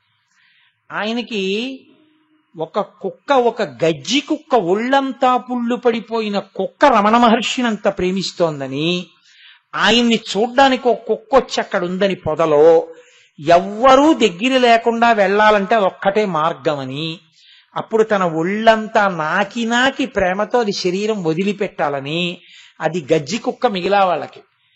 అది కూడా ఈశ్వర చైతన్యమునందు అంతర్భాగం రమణ మహర్షి. అంత సాక్షిత్వమునకు వెళ్లి నిలబడగలిగినటువంటి ప్రజ్ఞకి వెడితే త్రిపురాసుర సంహారం అయిపోయిందని గుర్తు. ఆయన శివుడు, ఆయన జ్ఞాని, ఆయన సాక్షి. అద్భుతమైనటువంటి ఆ స్థితిని త్రిపురాసుర సంహార ఘట్టంగా, పైకి త్రిపురాసుర సంహారం ఒక్క పరమశివుడు మాత్రమే ఇవ్వగలిగినటువంటి మహోత్కృష్టమైన జ్ఞానము. నేను ప్రయత్నం చేయకపోయినా కాకతాళీయంగా కార్తీక సోమవారపు అసుర సంధ్య వేళ దాటాక ఈశ్వరుడు ఇవాళ త్రిపురాసుర సంహారాన్ని కూడా చెప్పించేశాడు. కాబట్టి ఆయన ఇవ్వగలిగిన అత్యద్భుత స్థితికి త్రిపురారి, పురారి, త్రిపురాసుర సంహారి అని ఆయనకి పేరు. అంతటి మహానుభావుడు పరమేశ్వరుడు. అంటే ఆయన పాదములు పట్టుకున్న వాళ్ళకి ఆయన ఆ స్థితి ఇస్తాడు అన్న మంగళకర వాక్యం దగ్గర ఇవాళ ఉపన్యాసం పూర్తి చేసి, రేపు అత్యద్భుతమైనటువంటి నామం వస్తుంది అనుకుంటున్నాను. బహుశా కైలాసవాసీ కవచీ కఠోర త్రిపురాంతక వృషాంకో వృషభారూఢో భస్మోద్ధూళిత విగ్రహ. ఆయన ఎద్దేమిటో, ఆ పతాకం మీద ఎద్దేమిటో, అసలు ఒంటికి భస్మ ఎందుకు రాసుకుంటారో, మనం ఎందుకు భస్మ పెట్టుకోవాలో రేపటి రోజు సాయంకాలం చెప్తాను.